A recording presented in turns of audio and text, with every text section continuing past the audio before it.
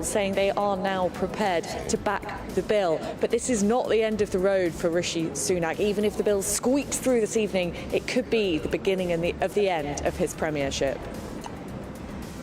And Nigel Farage takes on the ITV boss. Farage addressed the inflammatory comments made about him by ITV's managing director Kevin Lygo when he was in the jungle, including a rude one-handed gesture.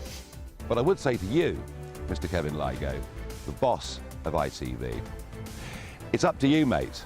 If you want to go to war with me, you really can. Starmer strikes. Labour leader Sir Keir Starmer is going to use a speech this morning to accuse the Tories of 7 years of broken promises on migration. Does he have a point?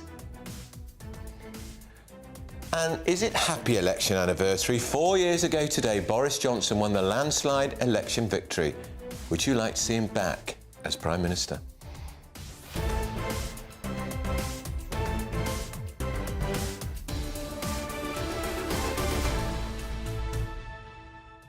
Oh, there's plenty to get you going this morning. Do let us know your thoughts. GBviews at gbnews.com. Got to say first, though, on Nigel Farage, remember the boss of NatWest Bank? She didn't do very well, did she? And the boss of Coots went to, because they took him on and he won. I'm still not convinced Kevin Lygo's quaking in his boots. We'll see. We'll find out. Let's get your latest headlines now with Tatiana.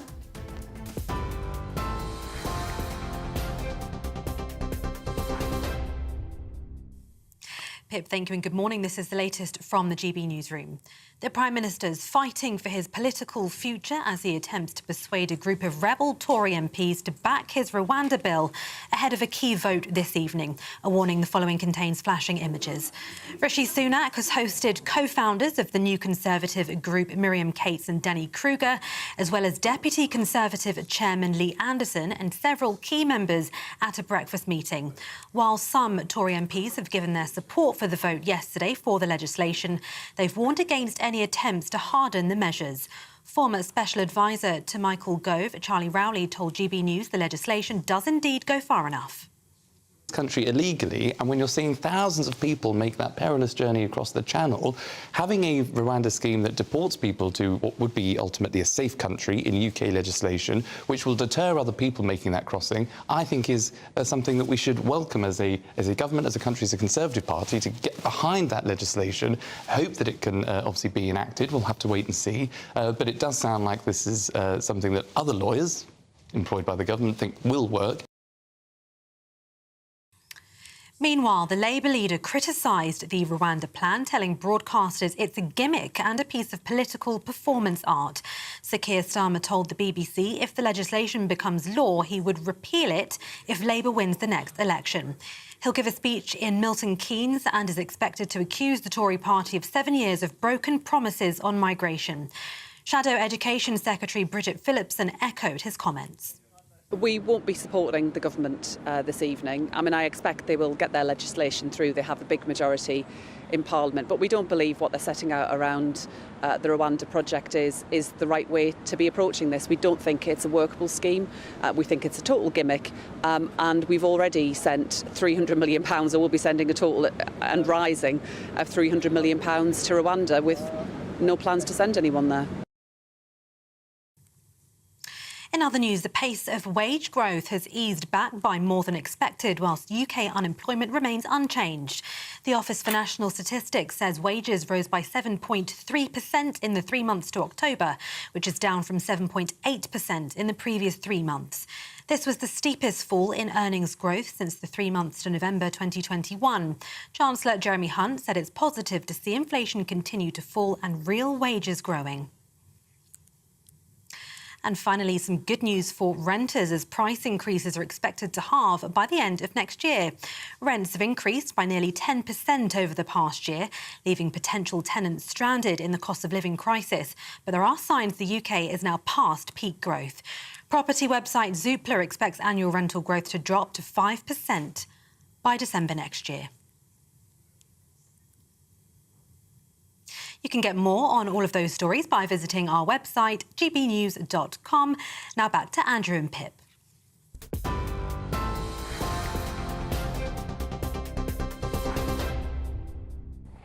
Thanks, Tatiana. Now, it didn't take Nigel Farage long to hit the headlines after coming out of the jungle on I'm a Celebrity. In fact, is he ever out of the headlines? No, and he's taken aim and, as usual, potshot hit the target against ITV chief Kevin Ligo, who, while he was in the jungle, made some pretty unpleasant remarks about Nigel and, as Nigel said himself, tried to stitch him up.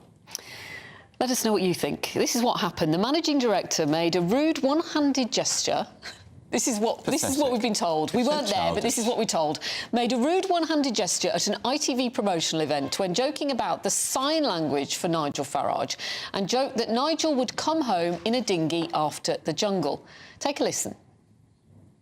Seems whilst I was in there, one or two people up at the top of ITV were doing their best to make life quite unpleasant for me. But I would say to you, Mr. Kevin Ligo, the boss of ITV, it's up to you, mate. If you want to go to war with me, you really can. The last person that did that was called Dame Alison Rose from that West Bank, and look what happened to her. So I would suggest, Mr. Ligo, that I am prepared to ignore your rude, one-handed gestures, the pathetic attempts by some of your staff to stitch me up. I'm prepared to forget all of it if we can call a truce. But if you really, really want to go to war with me, I don't think it'll do ITV's share price an awful lot of good. So let's please end the nonsense, and let's do it now. Well, and of course, NatWest Bank shares dived badly after the whole row over debanking Nigel Farage. He did take on Dame Alison Rose. The board of the bank, foolishly and recklessly, said, we have confidence in her-ish. She's sticking around. The government got involved. They had an emergency board meeting at 10:30 at night, unprecedented, and by 1:30 in the morning, she was out on her ear. Do you really think Kevin Ligo is worrying about his job this morning? This is all a little bit of a rumble in the jungle. Well, I think it's very entertaining, Rumble in the Jungle, and I suspect, I haven't bothered to watch this programme before, really, but when I did tune in, where was he? He was hardly ever on. They were editing him out because they might have paid him a lot of money, but they get all the upfront advertising, don't they? And I think there would be some of those snowflakes at ITV would think, we can't have him win. But did they? Because they were paying him so much money, allegedly 1.5 million, to get him in there in the first place. So why would they edit him out of a lot of the sequences? Because he was doing rather well. I mean, Nigel knew why he was going in there. He knew what was going to happen. Yeah. Well, look, in the studio, smiling from ear to ear, is Ben Habib from Reform UK, because he's your president, I think, isn't he? He was my introducer. You know, I was his kind of protege in Parliament. So I owe my political career to Nigel Farage. So were you glued to the telly for the last month? No, I'm with Andrew, I'm afraid. I was not glued. I find it quite boring, I'm a Celebrity. They're kind of hanging around just chatting in the camp most of the time. I saw the bit where they were doing a sort of call centre and they had cockroaches and all sorts of stuff poured all over them when they were trying to get to the answers. Did you watch that? But that was quite good. I dipped in and out of it. But what I want to know, Ben, is this idea that's being floated about Nigel Farage on a dream ticket with Boris Johnson. It's never going to happen. It's not going to happen at multiple levels. What if Boris Johnson picked up the phone to Nigel Farage? I mean, first of all, they're not the best of mates. Right.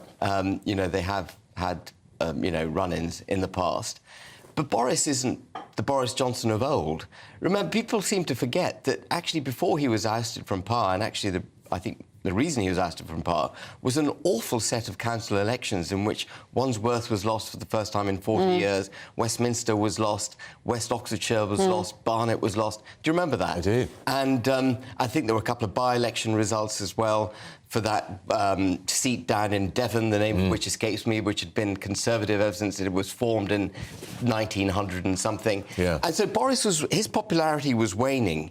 I think if Nigel wants to make a serious political impact, there is only one party, and it's Reform UK. Oh, you are predictable. Listen, hold that thought, because we have got a little bit more of a pressing matter to talk about this hour. We're coming back to you, though, because, Andrew? Yes, at 7 o'clock, the vote will finally take place on the government's Rwanda bill. This is the second reading bill. It is unprecedented for a second reading bill by a government with a majority of 60-odd to be defeated. However, if this happens, won't it be the first time since 1986 Maggie Thatcher? And that was that was to do with Sunday trading.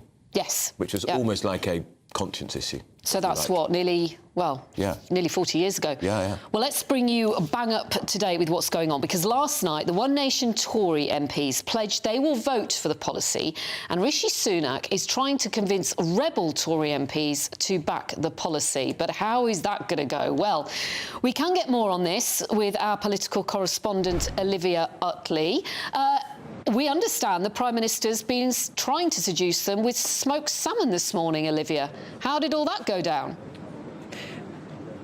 Smoked salmon, bacon sandwiches and pastries is what I've been hearing. Yes, Rishi Sunak has been hosting a number of right-wing Conservative rebels this morning in the hope of persuading them to vote for the bill this evening. The issue for the Prime Minister is that he's in a bit of a lose-lose situation. The One Nation Tories, those on the left of the Conservative Party, about 100 of them, have said that they will only vote for the bill if it remains in its current state. They will not accept any amendments. Meanwhile, that new Conservative group that the Prime Minister met this morning, of 4 other different groups of right-wing Conservative MPs, have said that they will only vote for the bill if it is amended.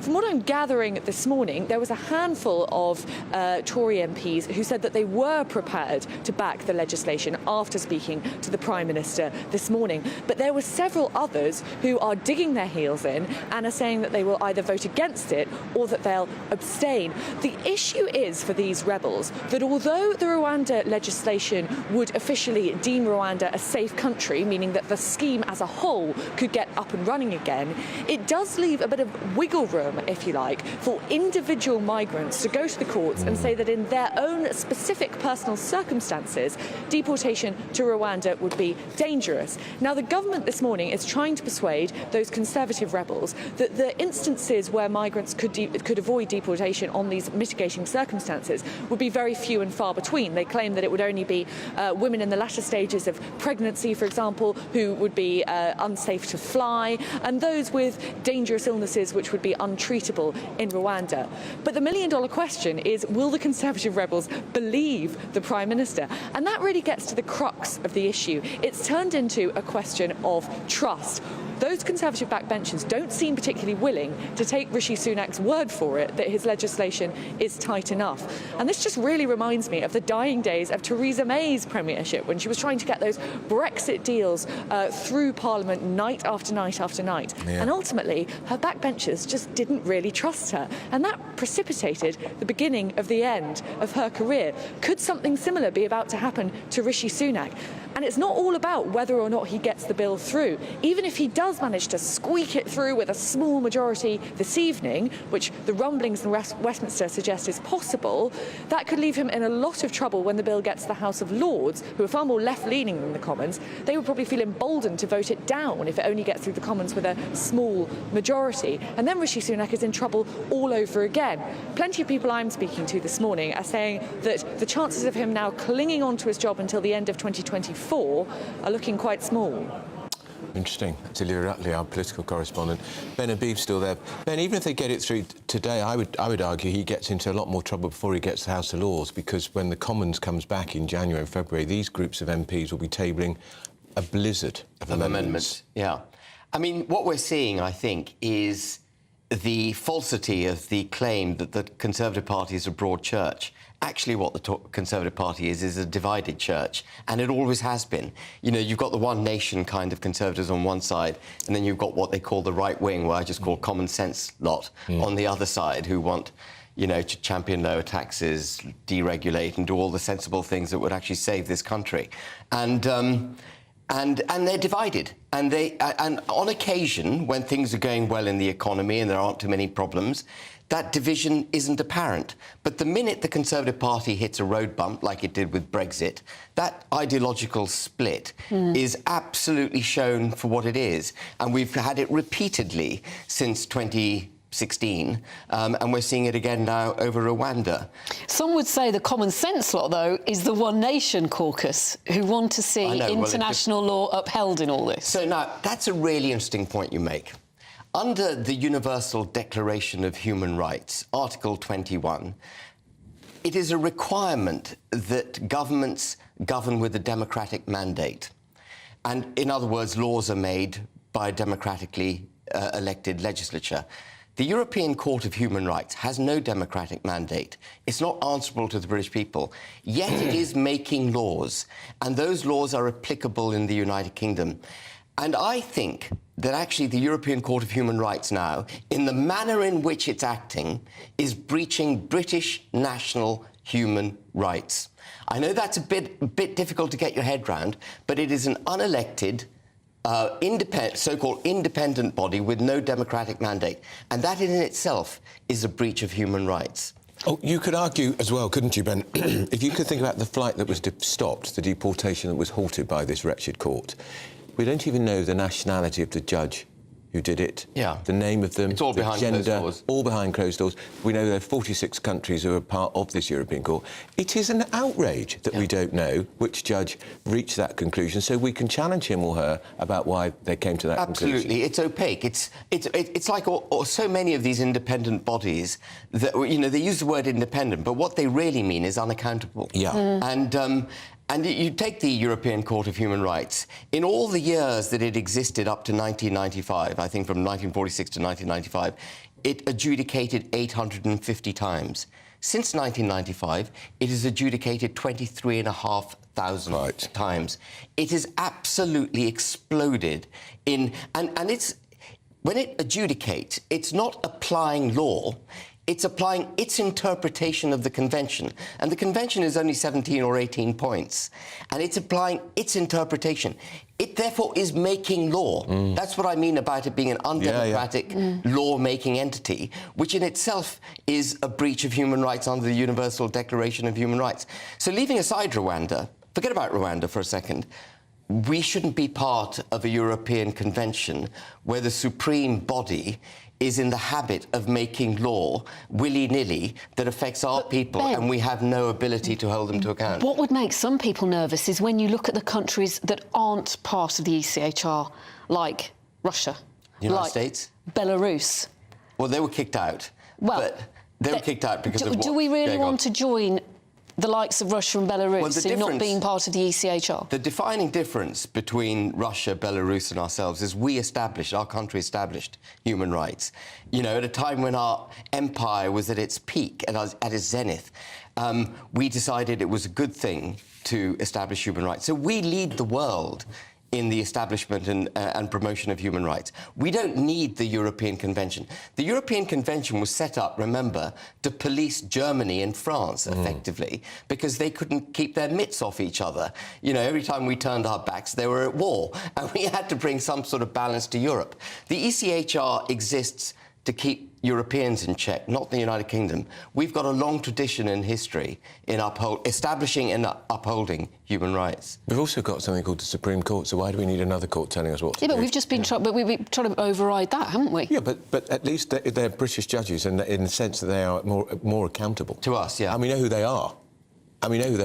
We can see them. Yeah, and the other really interesting thing here, a slight digression, but on the point, the European Union, as part of our Brexit deal that Johnson did, has required us to commit, and we have committed, to remaining in the European Convention of Human Rights. The European Union itself isn't a member of the Convention. And the reason it isn't a member of the Convention is because it will not tolerate a court being superior to the Court of Justice of the European Union. Whereas we, in the United Kingdom, have accepted a foreign court. And this is not a foreign court interpreting law. This is a foreign court making law, and that's the defining difference. Absolutely. OK. Ben, you've given us plenty to chew over. Thank you. He always does. Thanks, Ben. 4 years ago today, Boris Johnson was celebrating a spectacular landslide victory with an 80-seat majority, the biggest Tory majority since 1987. Does it seem like 4 years ago? Yeah. I remember I was sent to Scotland to cover the... who was the Liberal Democrat leader? She was Scottish, had a Scottish seat. Oh, yeah. What was her name? She lost it.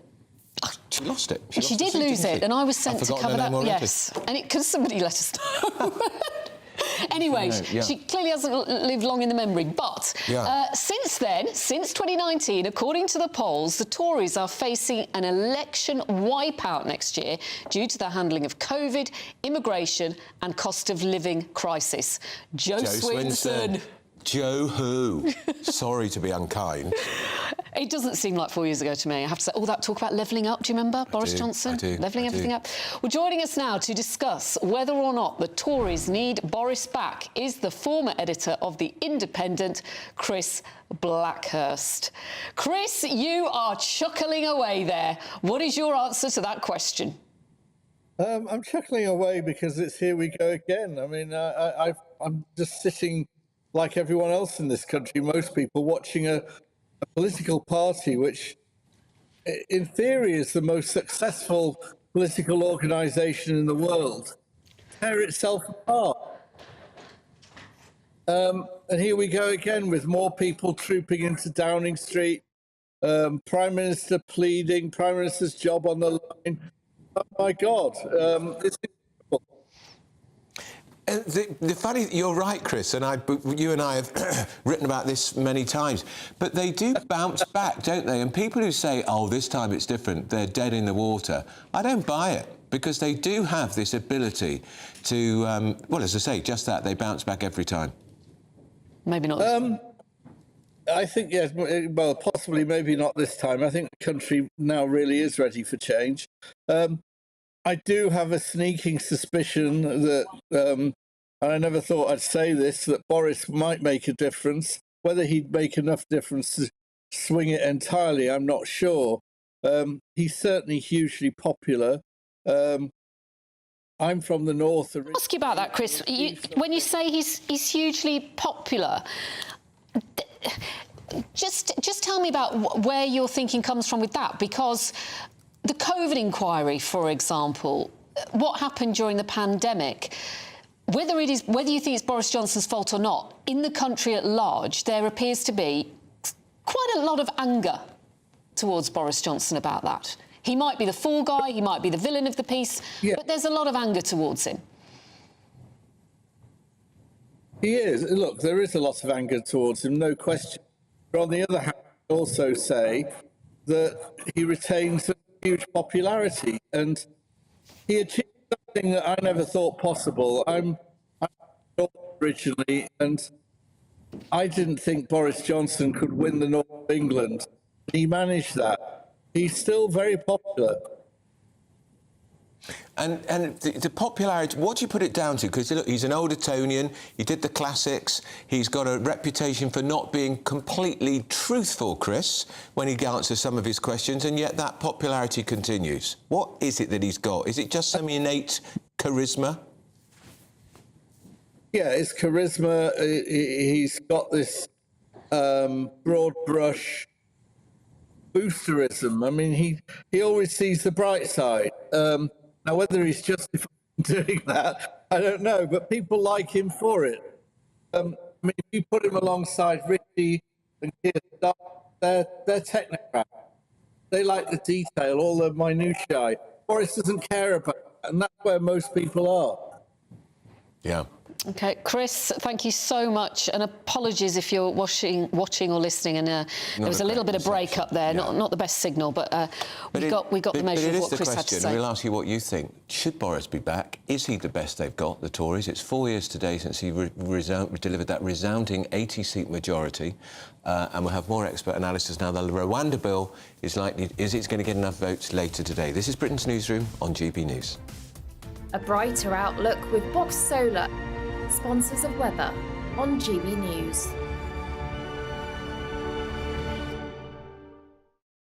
Morning, I'm Alex Deakin. This is your latest weather update from the Met Office for GB News. After many of us had a dry day yesterday, it's looking pretty wet out there for much of the day today. Low pressure has moved in. You can see the swirl here on the cloud and rain picture, and that rain is lingering over southeast Scotland, northeast England. We do have a Met Office warning in place. Because it's been so wet, the rain today could cause some further disruption and potential for flooding. But even further south, heavy, thundery showers in places. the risk of large hailstones as well. At least they should be moving through because it will be quite blustery here.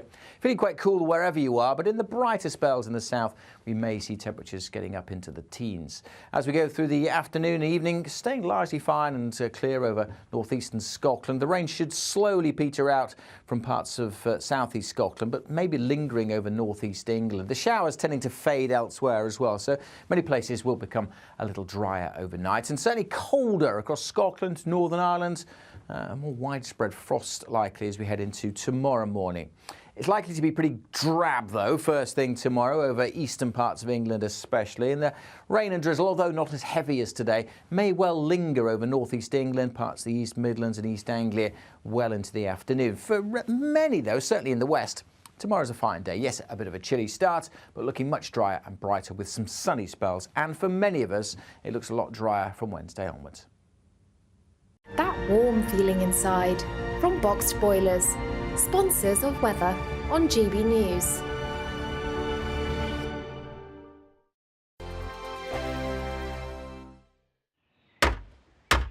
Who is it? We're here for the show. Welcome to the Dinosaur Hour with me, John Cleese. I was married to a therapist. And you survived? I thought we were getting Hugh Laurie. Second best. You interviewed Saddam Hussein. What's that like? I was terrified. I'm playing strip poker with these three. Oh! No, thank you. My CDs need to be put in alphabetical order. Are you going to be problematic again? The Dinosaur Hour. Sundays on GB News. Good afternoon, Britain. Good afternoon, Britain. Join us, Tom and Emily, To find out what's happening in the heart of Westminster. and why it matters to you. Weekdays from midday, we bring you the most compelling stories from across the United Kingdom. And from your doorstep to our inbox, That's right, we want to hear from you, GB News. Britain's news channel. I think the most exciting bit for me is talking to people. People who I think are ignored often by the major news channels. We're going to give news they want to hear. There's a voice there that needs to be heard. I think there's a chance here for a diversity of opinion to be expressed, which you don't find elsewhere. It's really exciting. We don't hold back. We're free to say how decisions that are taken here affect us all around the country. Only on GB News, the People's Channel, Britain's news channel. I'm Michelle Dewberry, and I'm not here to tell you what to think. I'd much rather hear what you have to say. So send in your opinions to gbviews@gbnews.com. Keep them clean, and you never know, I might read them out. With my panel here on Jubes & Co, we debate, we get stuck into the issues of the day on a show where all views are welcome, especially yours. GB News, the People's Channel, Britain's news channel. In the GB Newsroom, we bring you the news as it happens. With our team of dedicated journalists across the UK, we're ready to give you accurate reporting every day. When the news breaks, we'll be there with bulletins on GB News, the People's Channel, Britain's news channel. Your weekend starts here with Friday Night Live with me, Mark Dolan, 8 till 9 on GB News. Big stories, big guests and big laughs as we get you ready for a cracking weekend. That's Friday Night Live with Mark Dolan. Fridays 8 till 9 on GB News. Bring your own drinks. The admission's free. GB News, unlike other broadcasters, isn't obsessed with the London-Westminster bubble. We think there's a nation beyond the M25, and that's why we talk about the issues that matter across the land. Join me on State of the Nation, 8 to 9 o'clock, Monday to Thursday, on GB News. Daisy's listening, and you should too. Tired of the usual focus-tested, pre-prepared Westminster runaround? Well, so am I. So you want higher taxes? Is your department to blame for this? Are you rethinking this policy? Every Sunday at 9:30, I'll be sitting down with those in power to get the truth about the issues affecting you. Let's be honest, we've known about the cost pressures of this project for years, not months. That's the Camilla Tominey Show, a politics show with personality. On GB News, the People's Channel, Britain's news channel.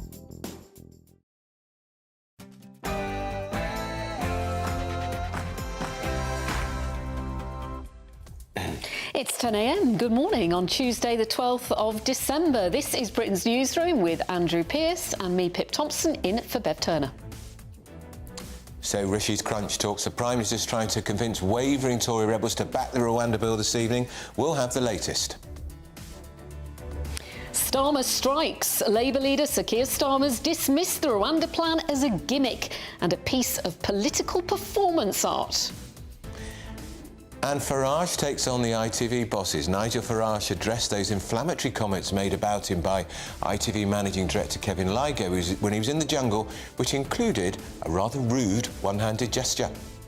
But I would say to you, Mr. Kevin Lygo, the boss of ITV, it's up to you, mate. If you want to go to war with me, you really can. 2019 election anniversary. 4 years ago today, can you believe it? Boris Johnson won the landslide election. Would you like to see him back as Prime Minister? There's a question. And Strictly Scandal. The actor Leighton Williams is in the final three, but there's huge controversy over his previous experience in the world of musical theatre and dance.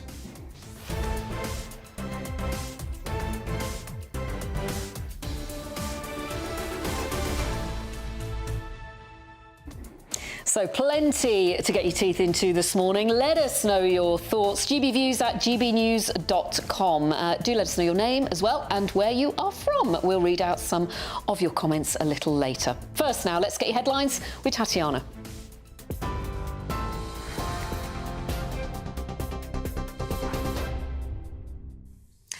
Pip, thank you. Your top stories from the GB Newsroom. The Prime Minister's fighting for his political future as he attempts to persuade a group of rebel Tory MPs to back his Rwanda bill ahead of a key vote this evening. A warning: the following contains flashing images. Rishi Sunak has hosted co-founders of the new Conservative group, Miriam Cates and Danny Kruger, as well as Deputy Conservative Chairman Lee Anderson and several key members at a breakfast meeting. While some Tory MPs have given their support for the vote yesterday for the legislation, they've warned against any attempts to harden the measures. Former Special Advisor to Michael Gove, Charlie Rowley, told GB News the legislation does indeed go far enough. Country illegally, and when you're seeing thousands of people make that perilous journey across the Channel, having a Rwanda scheme that deports people to what would be ultimately a safe country in UK legislation, which will deter other people making that crossing, I think is something that we should welcome as a government, as a country, as a Conservative Party, to get behind that legislation. Hope that it can obviously be enacted. We'll have to wait and see. But it does sound like this is something that other lawyers employed by the government think will work. Meanwhile, the Labour leader criticised the Rwanda plan, telling broadcasters this morning it's a gimmick and a piece of political performance art. Sir Keir Starmer told the BBC if the legislation becomes law, he would repeal it if Labour wins the next general election. He'll give a speech in Milton Keynes shortly and is expected to accuse the Tory party of 7 years of broken promises on migration. Shadow Education Secretary Bridget Phillipson echoed his comments. We won't be supporting the government this evening. I mean, I expect they will get their legislation through. They have a big majority in Parliament. But we don't believe what they're setting out around the Rwanda project is the right way to be approaching this. We don't think it's a workable scheme. We think it's a total gimmick. And we've already sent £300 million, or we'll be sending a total and rising of £300 million to Rwanda with no plans to send anyone there. The pace of wage growth has eased back by more than expected, whilst UK unemployment remains unchanged. The Office for National Statistics says wages rose by 7.3% in the 3 months to October, which is down from 7.8% in the previous 3 months. This was the steepest fall in earnings growth since the 3 months to November 2021. Chancellor Jeremy Hunt said it's positive to see inflation continue to fall and real wages growing. Some good news for renters as price increases are expected to halve by the end of next year. Rents have increased by nearly 10% over the past year, leaving potential tenants stranded in the cost of living crisis. But there are signs the UK is now past peak growth. Property website Zoopla expects annual rental growth to drop to 5% by December next year. Plans to relocate more than 20,000 civil service jobs outside of London will be brought forward to 2027. The target to move the roles away from the capital by 2030 has been fast-tracked, with plans also to open a second headquarters for several departments in Aberdeen, Darlington and Greater Manchester. More than 300 jobs will also be located in Wales, as ministers say it was a sign of the government's commitment to levelling up. The government says the decision will deliver economic benefits to regions right across the country. Child killer Lucy Letby may be stripped of her nursing credentials at a trial that begins today. The two-day hearing will decide if Letby should be removed from the register. In August, the 33-year-old was sentenced to 14 whole-life orders after she was convicted of the murders of 7 babies and the attempted murders of 6 others. The offences took place at the Countess of Chester Hospital's neonatal ward, where she worked, between June 2015 and June 2016. And 11 to 16-year-old pupils are being failed by the education system. That's according to the Lords Committee. House of Lords report is calling for the English Bachelorette to be axed. It warns the education system's too focused on academic learning and written exams, and reform is urgently needed, they say. It also says the current system's limiting pupils' opportunities to study abroad and balance curriculum and to develop core skills. This is GB News across the UK on TV, in your car on digital radio and on your smart speaker by saying play GB News. Now back to Andrew and Pip.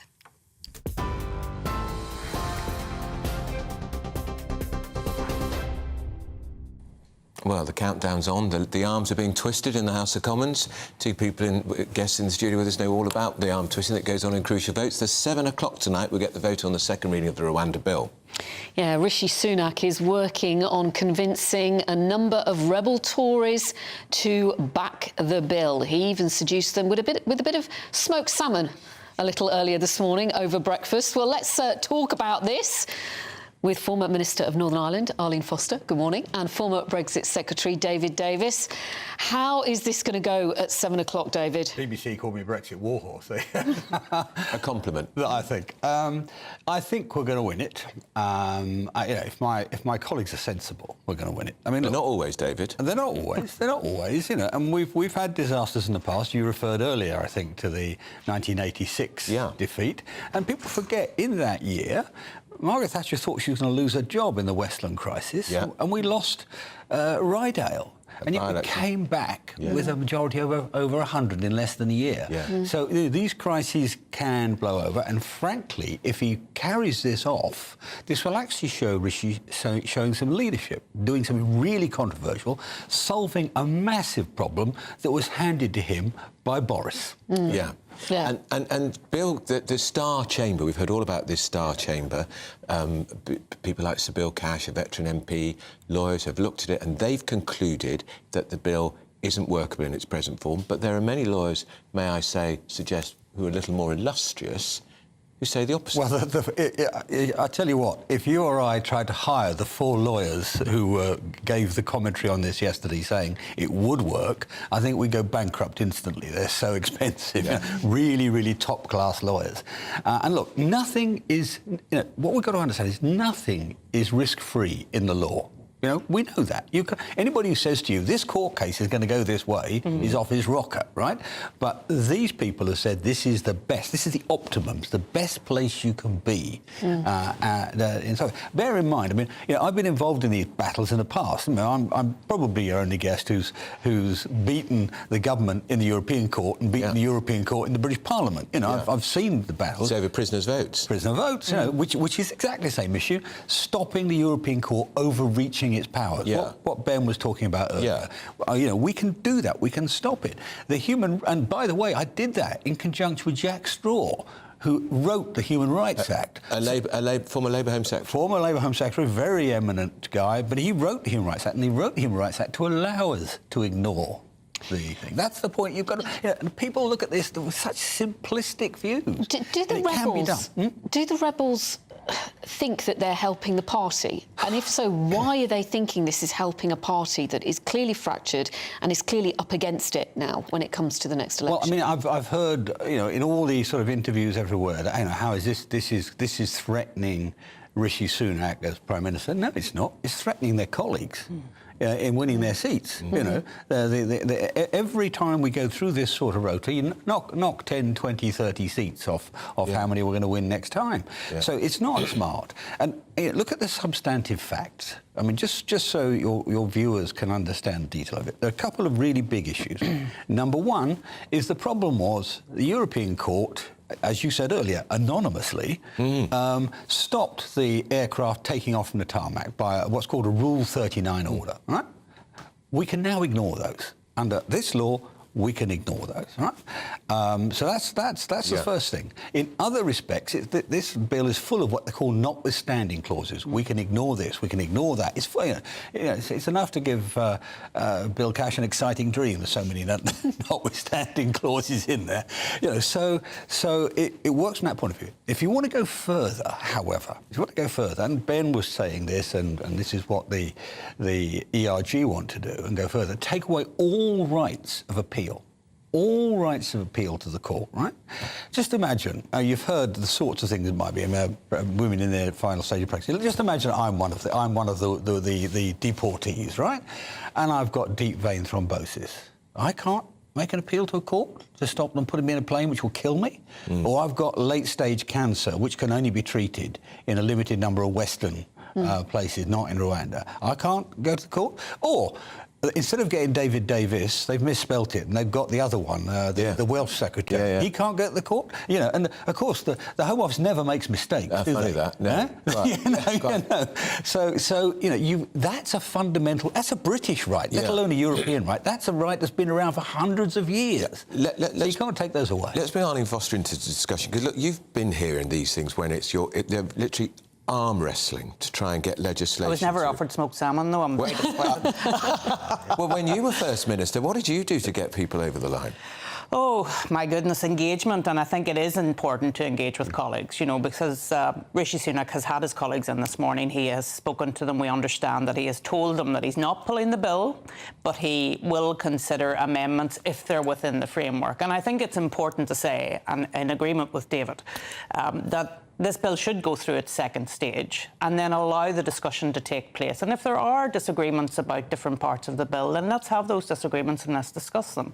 I think it's wrong to push down the bill at the very first opportunity. Here is a man trying to solve an incredibly difficult crisis in not just his leadership within the country. And therefore, I think it is important that he's allowed to push it forward. David has said that it deals with a number of issues. It does deal with a number of issues, and it would be wholly wrong not to have any appeal. That would be wrong. It would be un-British, and I think the illegal migration minister has said that this morning, coming under a bit of attack for it, but he's right about that. And do you think there is public support for it still? For the bill? For the Rwanda bill? I think there is. I think people are confused about what it means. As always happens with Westminster, things happen in a bit of a bubble, and that's why it's important for David and people like that to come on and actually explain what the bill is trying to do. And I think GBNews does that very well, actually, instead of just getting into the politics of it. What are we trying to do here? We're trying to deal with an immigration problem which is affecting our public services, but we have to do it in a way that is British, and I think that's really important. David, do you think this bill will have a deterrent effect, ultimately? Because that's what you want it to do. Is it really going to do that, do you think? Can't be 100% sure, frankly. It depends how many we get. I mean, if we get 500 on the first flight, that'll start sending, not first flight, but the first round of flights, that'll start sending titles. What's interesting, which had not been the case before, is a number of European countries are looking to copy. And so if you suddenly find 4 or 5 countries saying, we're all going to do the same thing, you might start to stop this at source. And you keep hearing Keir Starmer going about, stop this at source, with also some implausible ideas. But actually, this might stop it at source if enough countries say, actually, we're not going to put up this anymore. It's a third country option we're going to. So what about the cost of it? I mean, the cost of it is eye-watering and more. Well, if it works, it'll be cheap. No, if it works, it'll be cheap. If it doesn't work, of course it's expensive. But if it works, it'll turn out to be cheap. Because the cost of managing this whole process is measured in billions. Loads of billions. I just want to go back to the point that David raised about lawyers differ, and lawyers do differ. Let's be honest about that. People can look at a piece of legislation and take a different view as to what it means. But politics is about the art of the possible. We're always told. So politics isn't about 100% guarantees, and that's why you've people like William Hague, Ben Wallace, Wallace, David Davis, all saying, let's give this a chance, let's move forward, because at the moment what we're doing is myopically turning in on ourselves and destroying the party. So let's try and sort this out. Let's look at the art of the possible, whereas others are looking for absolute guarantees. And unfortunately, in politics, you never get a guarantee. And the smart thing about this is it pretty much goes as far as you can. Yeah. If you go further, you basically have to abandon the ECHR. Well, Rwanda says they'll pull out as well. Well, Rwanda says they'll pull out, but let's imagine somehow you gave them another 100 million, you bribe them back in. I don't think you could, but let's imagine. But even without that, if we go any further and we abandon ECHR, the Good Friday Agreement unravels. If the Good Friday Agreement unravels, the TCA, the free trade agreement with the European Union, unravels. You know, so all of a sudden, there are unintended consequences. Although, David, there are problems with this bill that have to be sorted out in relation to Northern Ireland as well, because as it stands under the Windsor framework, there are difficulties with this bill, which is why I think it needs to go through a process to sort those things out. But it can't be ignored what's happening in Northern Ireland. No, I agree with you. But my point is, they've gone pretty much as far as they can in terms of being hard on this. Because you know, another few inches. That was what Rishi meant when he said another few inches and it breaks. Yeah. Because it unravels all sorts of other things. Even if they get this through the Commons, Arlene, in whatever form, it then goes to your place, the House of Lords, your place, stuffed full of people who will know instinctively this. I think they have smoked salmon all the time. Yeah, all the time. Yeah. Well, look, it's stuffed full of judges here we go again. and lords and bishops. But we need to remember what Canterbury, for God's sake. Well, he's already said that he's against it. But here's the reality: the Lords is a revising chamber. Right. The Commons is where people are elected to do their job. We are put in to revise legislation to try and make it better. Yeah. I take that very seriously, and I think that's what the Lords should be doing. But the last thing the Lords cannot say, no, we're not doing this. They should be trying to make it better and to make it work better, and that's what I hope. But what if it only scrapes through with a tiny majority? Can the Lords then massacre it?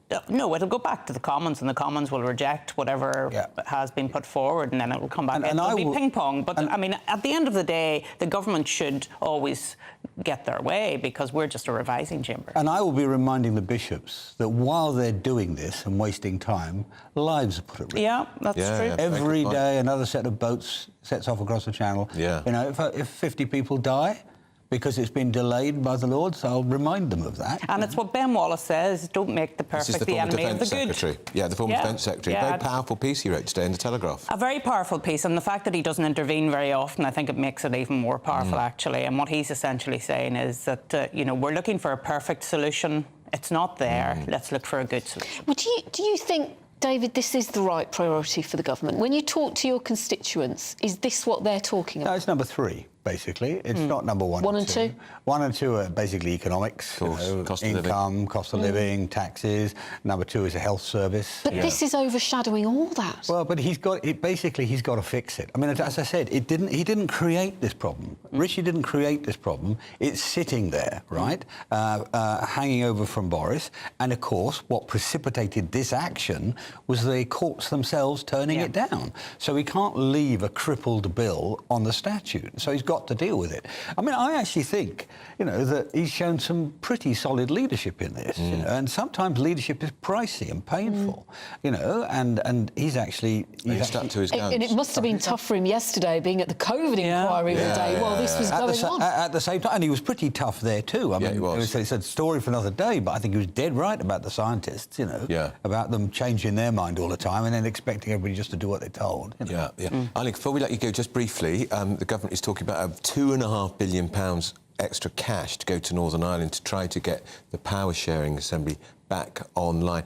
That sounds great for services in Northern Ireland, but how's that going to get around the ongoing problems about Brexit, which is why there's no power sharing in Northern Ireland? Well, there's 2 issues here. There is underfunding of public services in Northern Ireland. That has now been accepted by the government. So that if that is the case in part of the United Kingdom, then it should be remedied, not conditional upon the fact of Stormont being back up and running again. And what they're trying to do is to push the Democratic Unionist Party into a position where all the other parties, all of the public are saying, let's get back in to get this 2.5 billion. But I'm sure all of the parties will be looking at that 2.5 billion and saying, is it actually 2.5 billion or is it reprofiled money that's coming back in again and being used to try and push the thing ahead? You're not suggesting a government would announce old money money and Yes, dress I it am. up as new, God forgive. Treasury never Did does that. ever happen, Treasury never David, in does your that. time? Never. Fascinating. Always fascinating. Thank you. Colin David Foster, Davis, David Ali Davis. Foster, thanks for coming in. Stay with us. We are going to be talking about, we're going to be talking to Scarlett Maguire, top pollster, who's joining us in the studio to discuss what impact all of this chaos is having on the polls. This is Britain's Newsroom on GB News.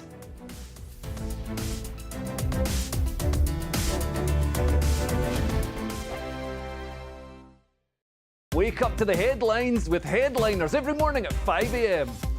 We treat you to the day's biggest stories before anyone else, 7 days a week. You can catch up on everything you need to know before you've even had your kippers. Headliners every morning at 5 a.m, only on GB News, the People's Channel, Britain's news channel.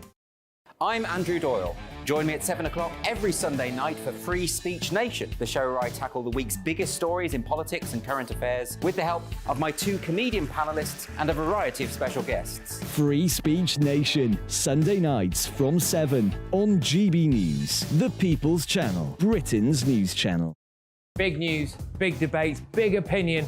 Patrick Christie's Tonight is the week's biggest show. Every weekday, 9 to 11 p.m, we've got the inside track on the day's top stories. There'll be sharp takes you won't get anywhere else. We will set the news agenda, not just follow it, and I want to bring you along for the ride. Whatever it is, we'll have our finger on the pulse. It's news, but it's this close to entertainment. Patrick Christie's Tonight, 9 to 11 p.m, only on GB News, the People's Channel, Britain's news channel. Now then, Lee Anderson here. Join me on GB News on my show, The Real World, every Friday at 7 p.m. I'm not eating bloody cat. Are you Delicious. mental? Open your mouth. OK, here comes a train. Reminds me of the scene in Singing in the Rain. Adam, is that a good one? Whoa! Join me at 7 on GB News, Britain's news channel. What you get for breakfast is something that, if we do our jobs right, you will wake up to news that you didn't know the night before. It's a conversation. It's not just me and Eamon. We want to get to know you, and we want you to get to know us. From 6, it's Breakfast with Eamon and Isabel. Monday to Thursdays on GB News, Britain's news channel. There's only 3 people you can trust in life. Your doctor, your lawyer, and your nana. I'm not sure. So join me, Nana Aquare, at 3 p.m. every Saturday and Sunday, where we discuss the biggest topics of the weekend. Be ready for battle. Could you be quiet? What is this? It's my new teeth. It's your new teeth. I don't bite. Well, not without a good reason. Always honest, always fun. Every weekend at 3 p.m. on GB News, the People's Channel, Britain's news channel. Every Sunday from 11, join Michael Portillo. There will be topical discussion, looking at the week before and the week to come. So kick back and relax at 11 a.m. on Sundays on GB News with me, Michael Portillo. GB News, the People's Channel, Britain's news channel. I'm Michelle Dewberry, and I'm not here to tell you what to think. I'd much rather hear what you have to say. So, send in your opinions to gbviews@gbnews.com. Keep them clean, and you never know, I might read them out. With my panel here on Jubes & Co, we debate, we get stuck into the issues of the day on a show where all views are welcome, especially yours. GB News, the People's Channel, Britain's news channel. Have a great Saturday night with me, Leo Curse, on the Saturday Night Showdown. It's a crazy world out there, so come and make fun of it with me, my panel of comedians, and a couple of people who actually know what they're talking about. This Saturday Night Showdown is your front row ticket to the clown show, every Saturday, only on GB News, the People's Channel, Britain's news channel.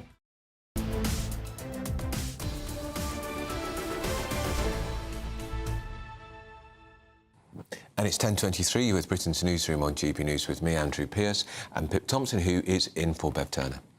Well, back to this crucial Rwanda vote, which is happening at 7 o'clock. The Tory party, as we keep talking about, is in chaos. And joining us to talk about the impact all this is having on the polls is the director of JL Partners, Scarlett Maguire.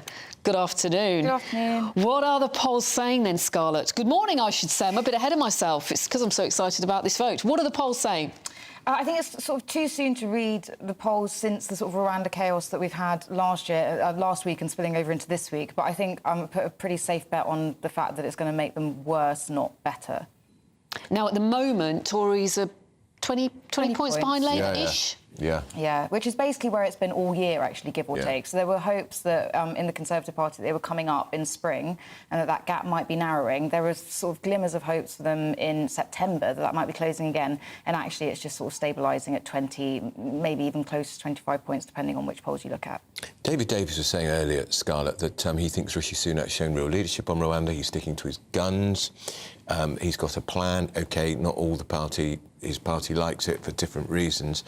You could argue that the Labour Party has no real proper plan, but they're just, as ever, standing back and allowing the Tory party to tear themselves apart. I think at the moment that's all they need to do again. So obviously we've got this big speech coming up from Keir. We'll see if that actually manages to cut through at all. There's so much Tory drama going on that it may well not do. But at the moment, I mean, it's sort of quite admirable spin, I think, for David Davis to come on and say that. But I don't think that's how it looks to the public. I think, you know, what cuts through for the public is actually not strong leadership, I don't think. It's more Tory infighting. And the last things people want to see are sort of reminders of that chaos in Parliament that led to that 2019 election. And my goodness, Labour have had their problems, but they are looking, compared to the Tories, very united.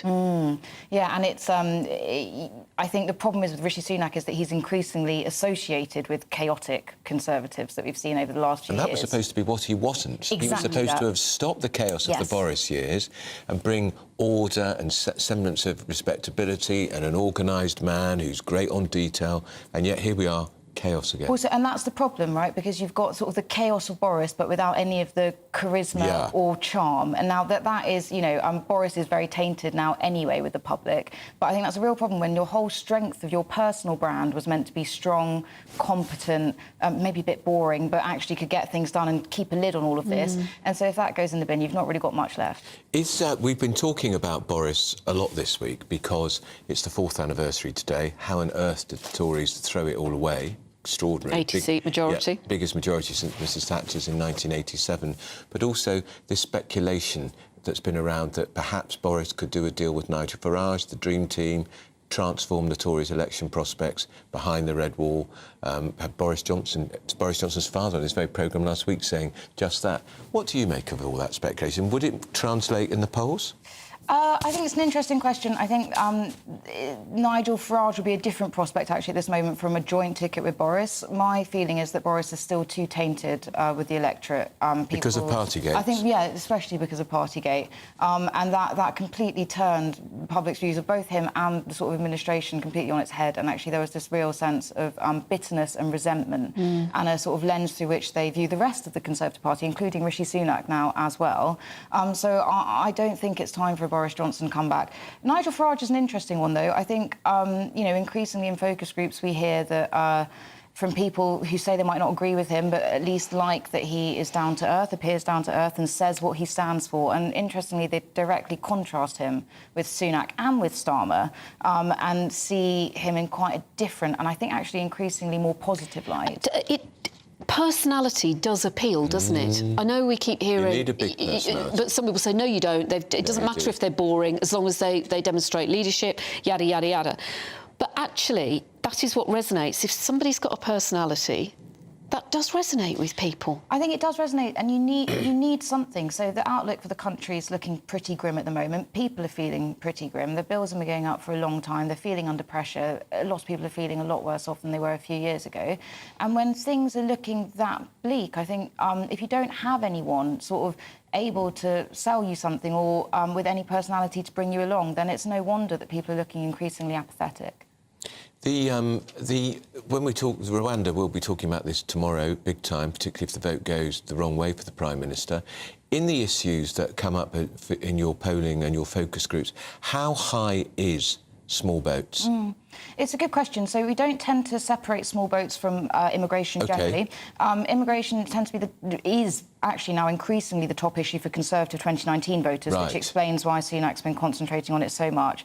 It's actually increasingly on the up with voters as a whole as well. So it's third behind sort of the economy and the NHS. Can change a bit depending on where you look, but it tends to be, and it, as I said, it's increasing, which would worry the government. I think the problem is with the government is that Rwanda, even if voters do support it in principle, which actually I think people are surprised they do tend to. Every main demographic has net support for a scheme like the Rwanda scheme, which would involve deportation to a safe country. But they think this scheme is a dud, so I don't think it's really going to win them over.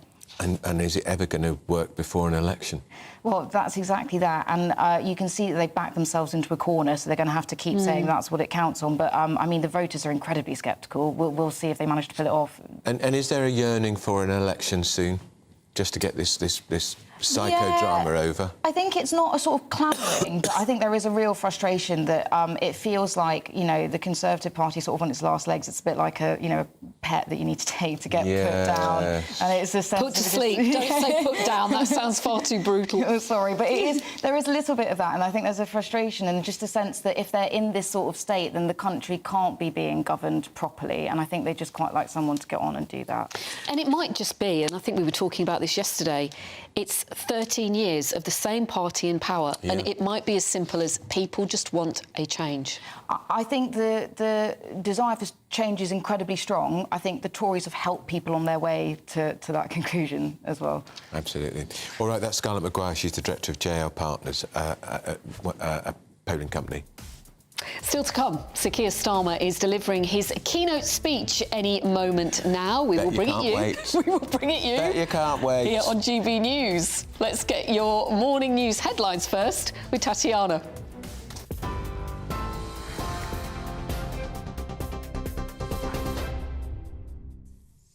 Pip, thank you and good morning. This is the latest from the GB Newsroom.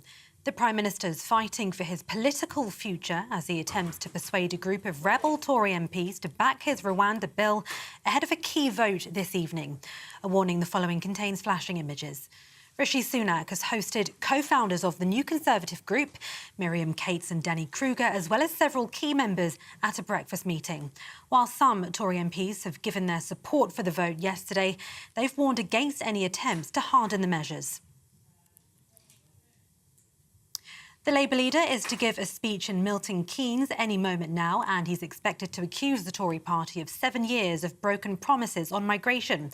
Earlier today, Sir Keir Starmer criticised the Rwanda plan, telling broadcasters it's a gimmick and a piece of political performance art. He told the BBC if the legislation becomes law, he would repeal it if Labour wins the next election. The pace of wage growth has eased back by more than expected, whilst UK unemployment remains unchanged.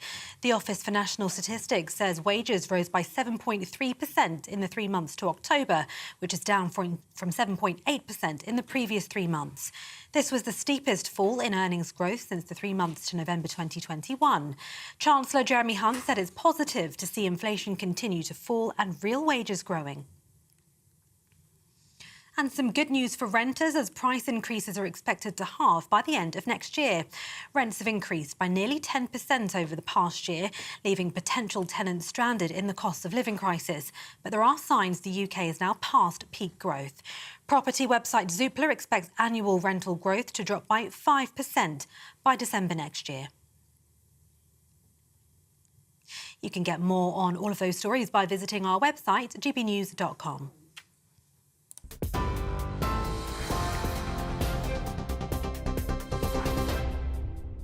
For stunning gold and silver coins you'll always value, Rosalind Gold proudly sponsors the GB News Financial Report. Here's a quick snapshot of today's markets. The pound will buy you $1.2570 and 1.1643 euros. The price of gold, £1,580 and 37 pence per ounce. And the FTSE 100's at 7,598 points. Rosalind Gold proudly sponsors the GB News Financial Report.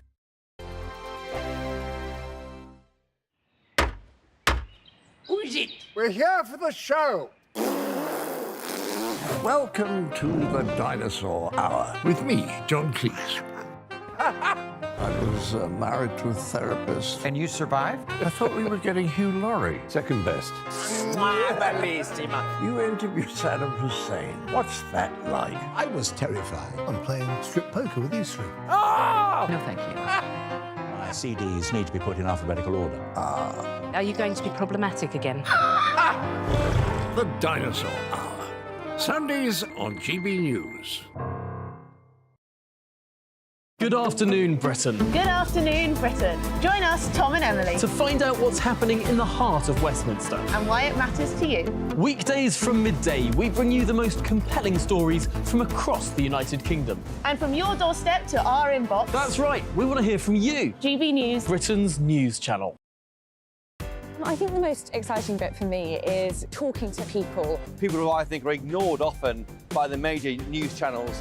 We're going to give news they want to hear. There's a voice there that needs to be heard. I think there's a chance here for a diversity of opinion to be expressed, which you don't find elsewhere. It's really exciting. We don't hold back. We're free to say how decisions that are taken here affect us all around the country. Only on GB News, the People's Channel, Britain's news channel. I'm Michelle Dewberry, and I'm not here to tell you what to think.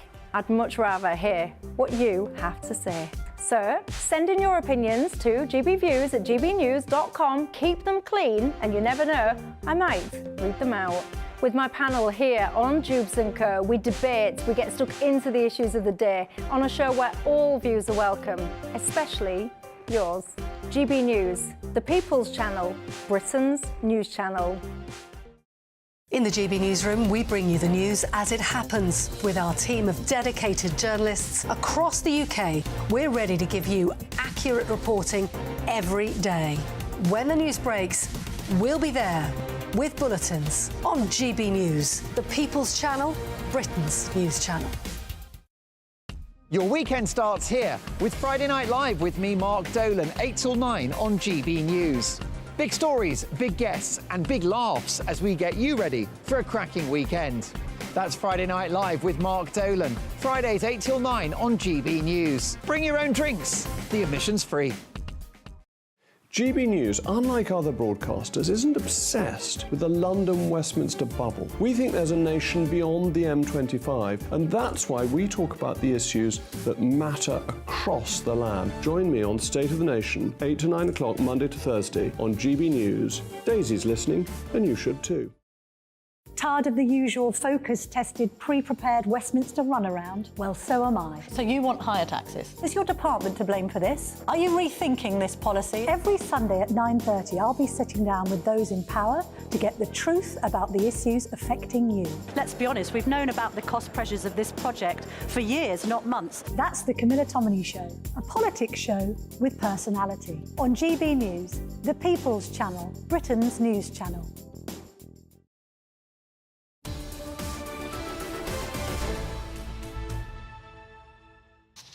10:37, you're with Britain's Newsroom on GB News with me, Andrew Pearce, and Pip Thompson, who's in for Bev Turner. Any moment, we will be taking you to Sir Keir Starmer, who is giving a keynote speech in Milton Keynes. Andrew's so excited, he hasn't stopped talking about it.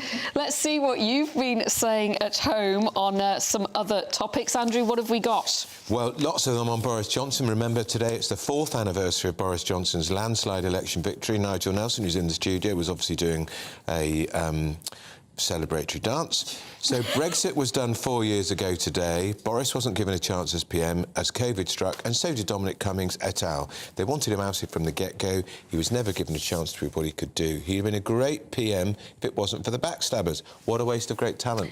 Jackie appears to agree. Good morning, Jackie. You say Boris was a lot better than the two-faced backstabber who got rid of him. Mind you, he never gave us the Brexit we voted for as promised. Let's go straight to Sir Keir Starmer.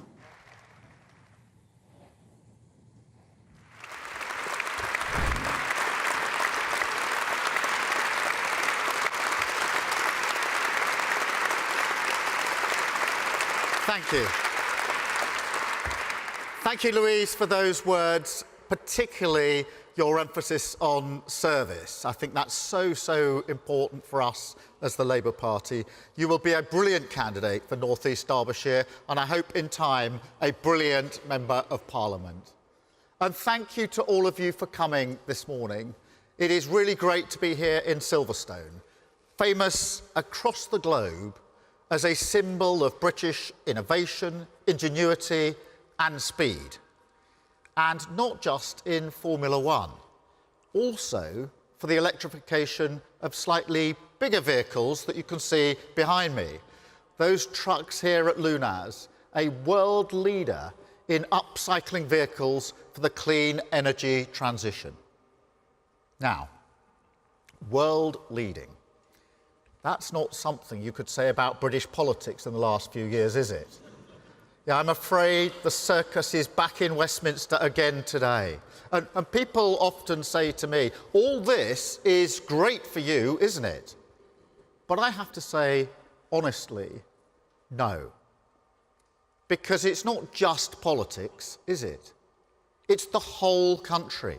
We're all stuck in their psychodrama, all being dragged down to their level.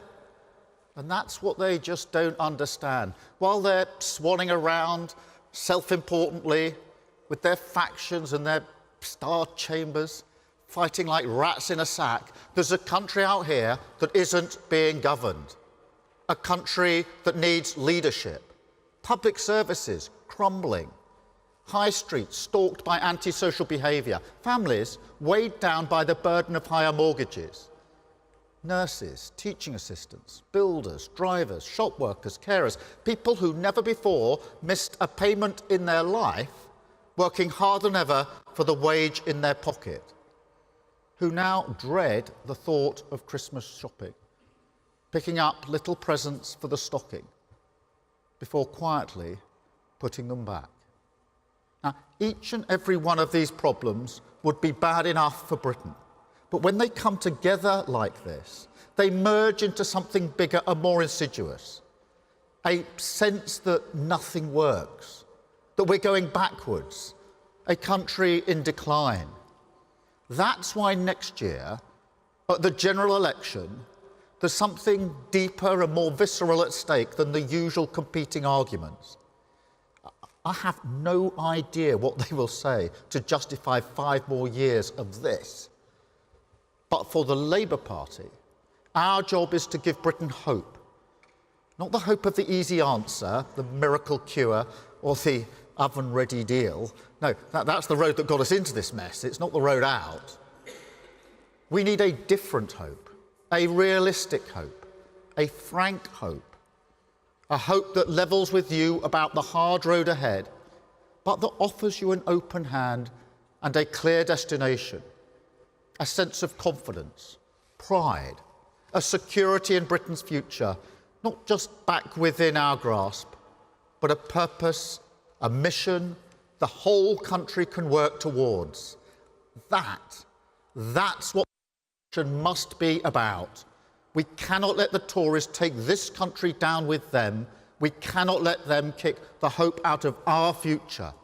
It is time to come together, lift the weight off our shoulders, turn the page on this miserable chapter of decline and walk towards a decade of national renewal.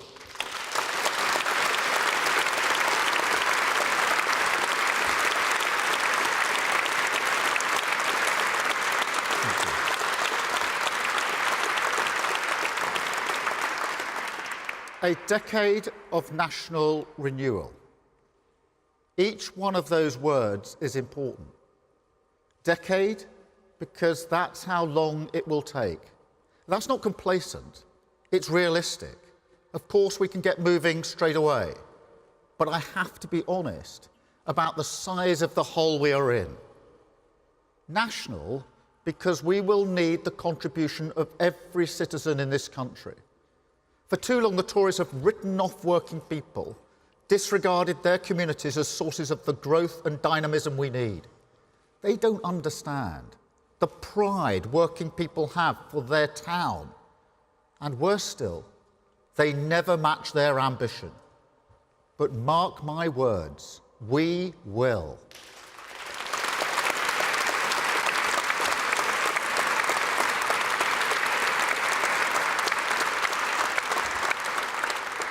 And finally, renewal. Because this can't be done with a few fixes, a policy tweak here and there. No, countries only come together, truly come together, behind ideas, a shared purpose, a national project for a better future. And right now, there's an idea in this country that desperately needs renewal. The idea that this country still works for those who work hard for this country.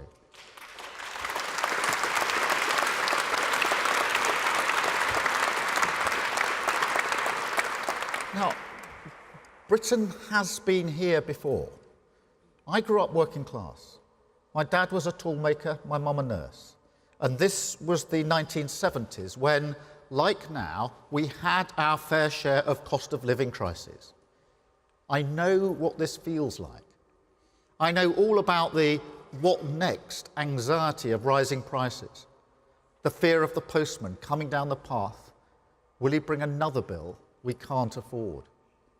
But back then, while day-to-day life may have been tough, there was an idea that always comforted my parents, a faith in Britain, that the future would be a happier place.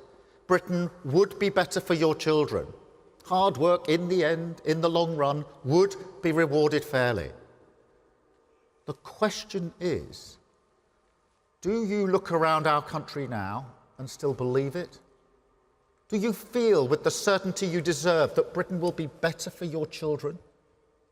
Because that's what we need to renew.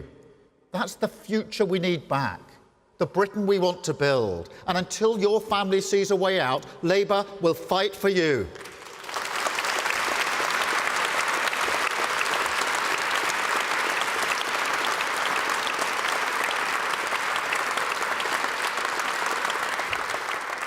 It's why the driving project of my time as Labour leader has always been to restore my party to the service of working people. Cast your mind back to the last election.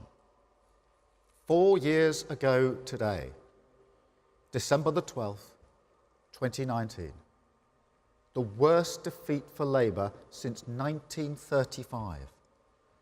Working people up and down the country looked at my party, looked at how we'd lost our way, not just under Jeremy Corbyn, but for a while, and they said, no, not this time. You don't listen to us anymore. You're not in our corner. You don't fight for our cause. And they were right, weren't they? We'd taken a leave of absence from our job description, reneged on an old partnership, the Labour bargain, that we serve working people as they drive our country forward.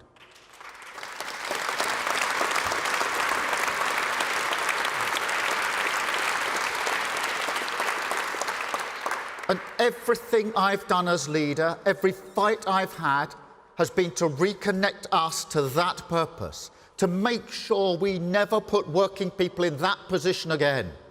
That we say to them, you can choose Labour, and know that we see our country through your eyes.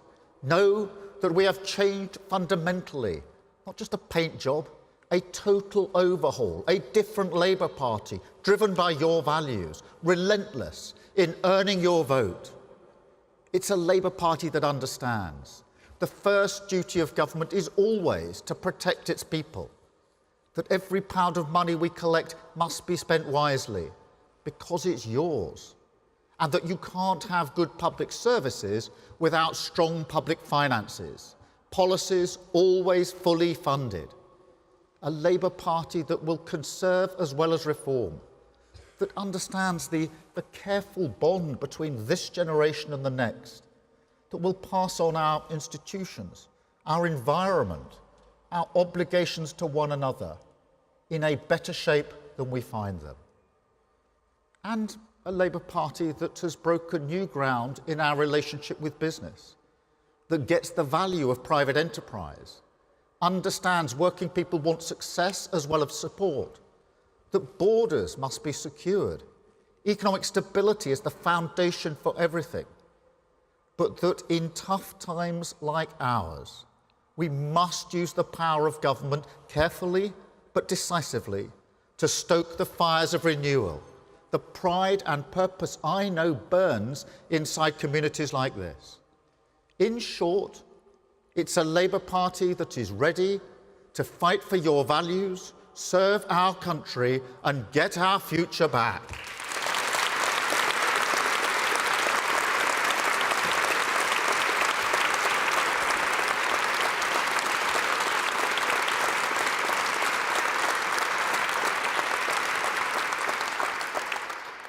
Service. If there's one word that captures everything I've fought for, it's that. I've made the Labour Party once again a party of service, not protest, focused on credible solutions to your challenges, not empty gestures, not grandstanding political theatre, or the moralising self-indulgence of those who think politics is a sermon about themselves. It's been vital work, the job of my life, but it's crucial for the future of Britain as well. Because the way I see it, service is the essence of national renewal, the lifeblood of collective mission, a bond of respect that must exist between politics and people if we're going to change our country. But that's the catch, isn't it? I'm not blind to it. I know exactly how politics looks from here. It's not just that people think politics doesn't do much for them or doesn't understand them. I know it's much, much worse than that. And don't get me wrong, I don't believe in some gold... So that's Keir Starmer boring people to death as usual with his speech. In the studio with us are Nigel Nelson, our favourite political commentator, and Tonya Buxton. Nigel, can I just say, he runs a risk here by keep banging on about how he says he's changed the Labour Party, because it reminds people that for 4 years he served in the shadow cabinet of Jeremy Corbyn, who he's not quite thrown out of the Labour Party, a man who was accused of presiding over a party that effectively had institutionalised anti-Semitism within its ranks. Well, I mean, first of all, Jeremy Corbyn won't stand as a Labour MP, so he's not been thrown out of the party, but effectively there's no way he'll ever come back in any particular role. And I think that what you heard there was kind of the three sort of planks that Keir Starmer wants to keep banging on about. First is the Tories have given up governing. Politics should be about people's lives. It's not any longer, as we can see from the shenanigans going on today. He talked about a decade of national renewal. That's his signal. I want 2 terms. Right. He wants to be Prime Minister for 10 years. And the third bit we got to was obviously Jeremy Corbyn, getting the message across. And he does keep thumping it home. The party has changed. It's no longer the kind of left-wing protest movement that Jeremy Corbyn presided over.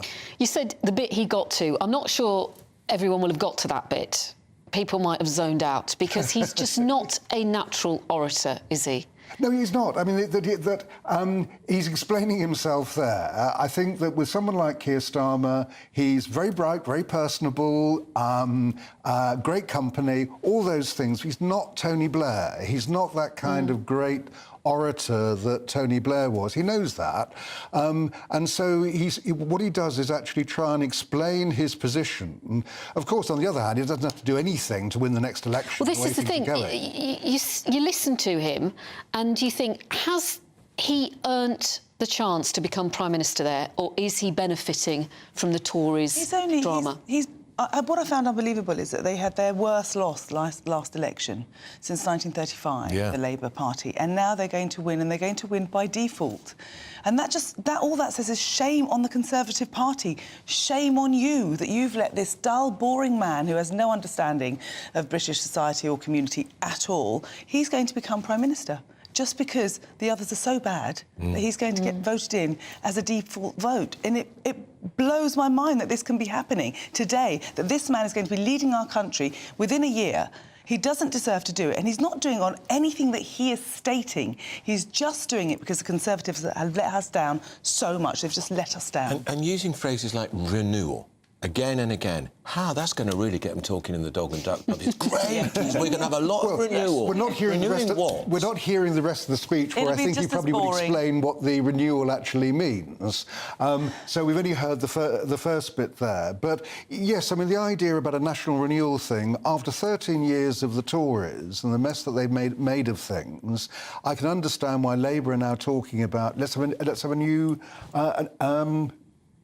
Sorry, I've lost myself now. You can refine yourself in the next few moments. They need a new speechwriter. He can't cut it.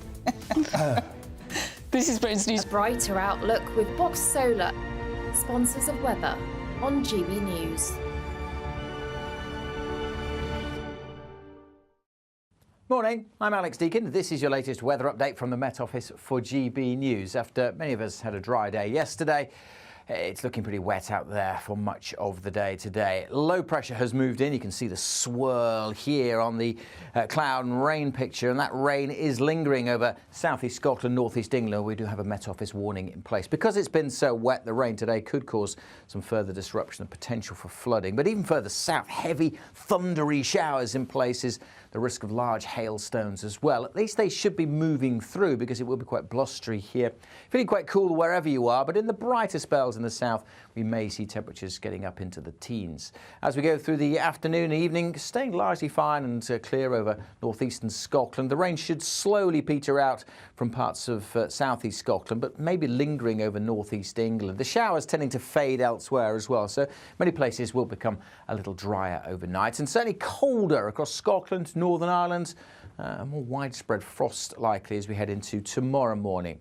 It's likely to be pretty drab, though, first thing tomorrow over eastern parts of England especially. And the rain and drizzle, although not as heavy as today, may well linger over northeast England, parts of the East Midlands and East Anglia well into the afternoon. For many, though, certainly in the west, tomorrow's a fine day. Yes, a bit of a chilly start, but looking much drier and brighter with some sunny spells. And for many of us, it looks a lot drier from Wednesday onwards.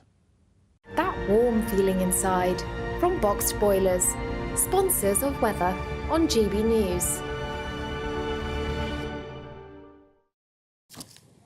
Stay with us here on Britain's Newsroom. We will be continuing to analyse Sir Keir Starmer's speech, which Andrew thought was the best he's ever done.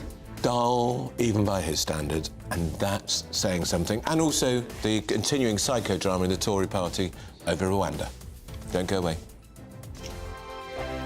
Wake up to the headlines with Headliners every morning at 5 a.m.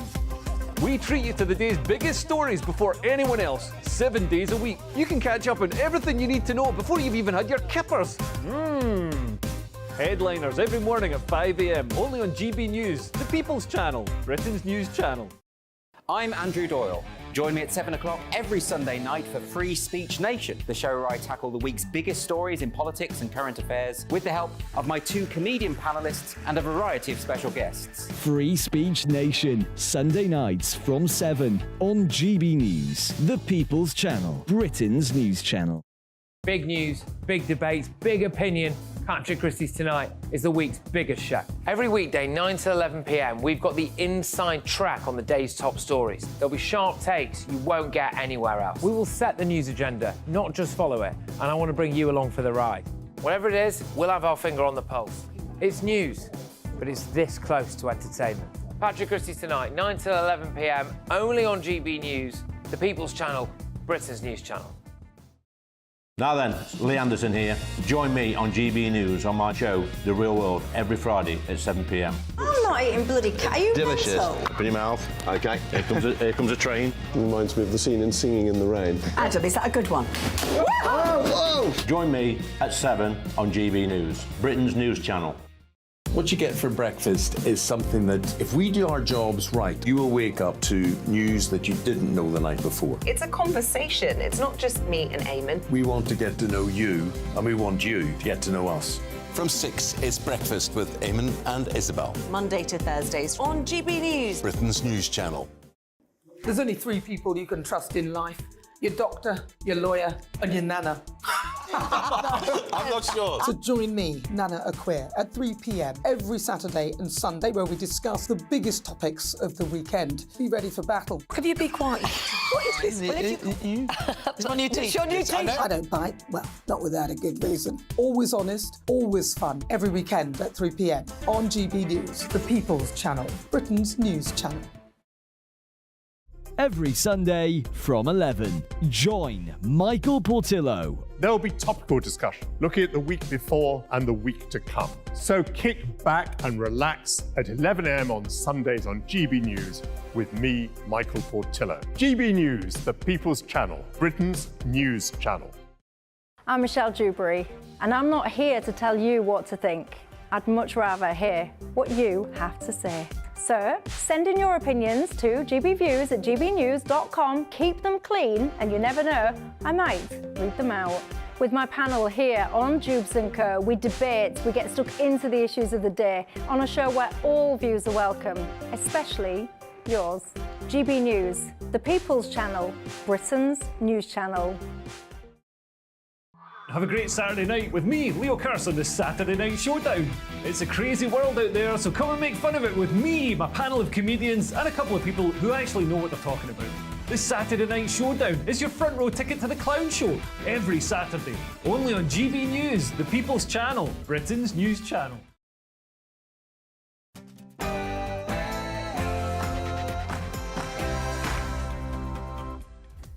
It's 11 a.m. This is Britain's Newsroom on GB News with me, Andrew Pearce, and Pip Thompson in for Bev Turner. Rwanda vote tonight. The Prime Minister will be hoping enough of his colleagues back the bill in around 8 hours' time.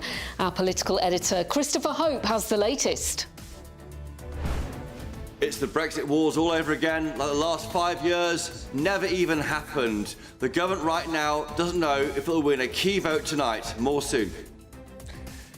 Starmer strikes. Labour leader Sir Keir Starmer has accused the Tories of 7 years of broken promises on migration, and he said in a speech Labour will bring an end to the Tory psychodrama. Broke Birmingham. People in the second city are threatened with a huge council tax rise and reduced services in the new year as the bankrupt authority tries to get a grip of its finances. Our West Midlands reporter Jack Carson has more. Government commissioners here say the Birmingham City Council need to find £300 million in savings over the next 2 years, and this latest financial report recommends that they ask permission from the government to hike council tax. I'll have the latest here in Birmingham. And not such a happy anniversary. 4 years ago today, can you believe it? Boris Johnson won that landslide election victory with a majority of 80. We're asking, would you like to see him back in number 10?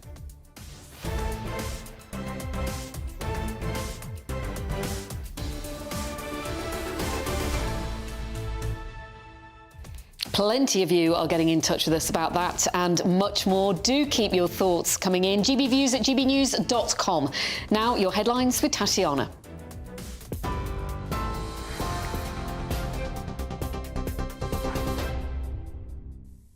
Pip, thank you. Your top stories from the GB Newsroom. The Prime Minister's fighting for his political future as he attempts to persuade a group of rebel Tory MPs to back his Rwanda bill ahead of a key vote this evening. A warning: the following contains flashing images. Rishi Sunak has hosted co-founders of the new Conservative group, Miriam Cates and Danny Kruger, as well as Deputy Conservative Chairman Lee Anderson and several key members at a breakfast meeting this morning.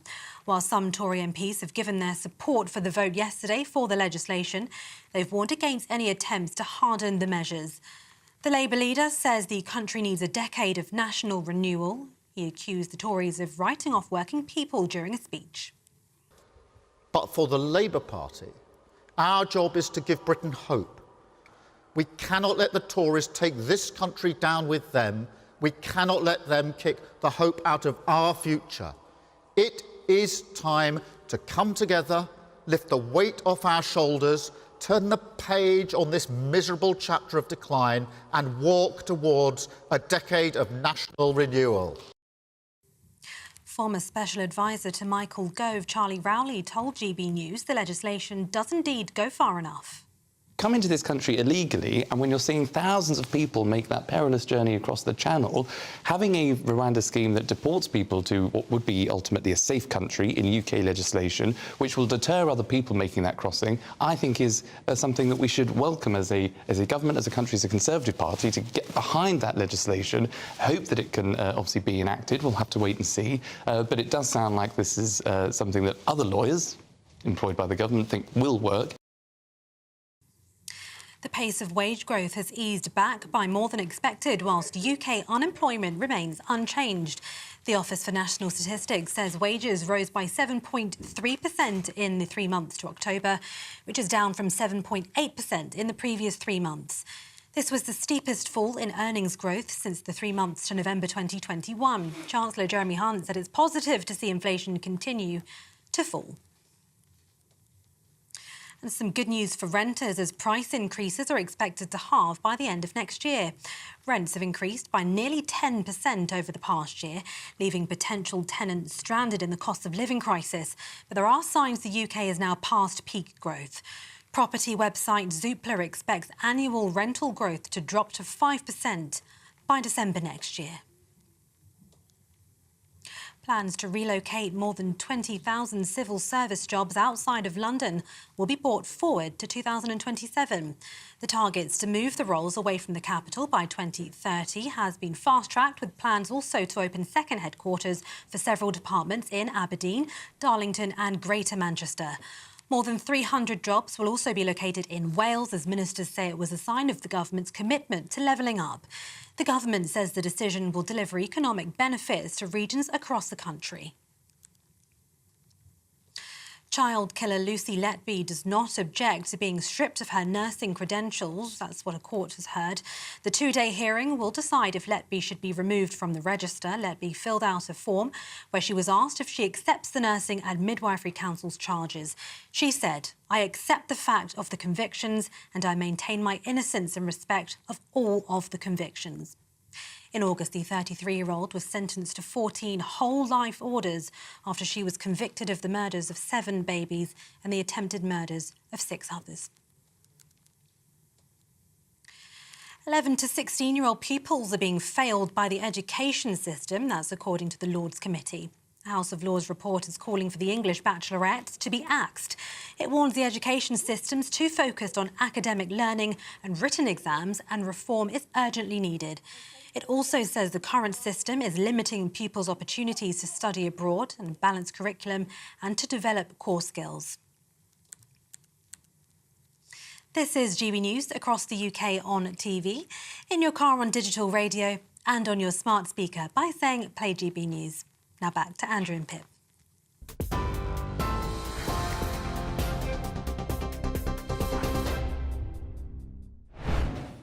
Just want to bring you some breaking news. In the last few minutes, we understand that an asylum seeker on board the Bibi Stockholm barge has reportedly died. Now, we will bring you more on this as we get it, but this news coming in as MPs prepare to debate this Rwanda scheme. A number of asylum seekers are on this barge in Dorset, which we know has been beset with problems, but it is those asylum seekers that could have been on their way to Rwanda.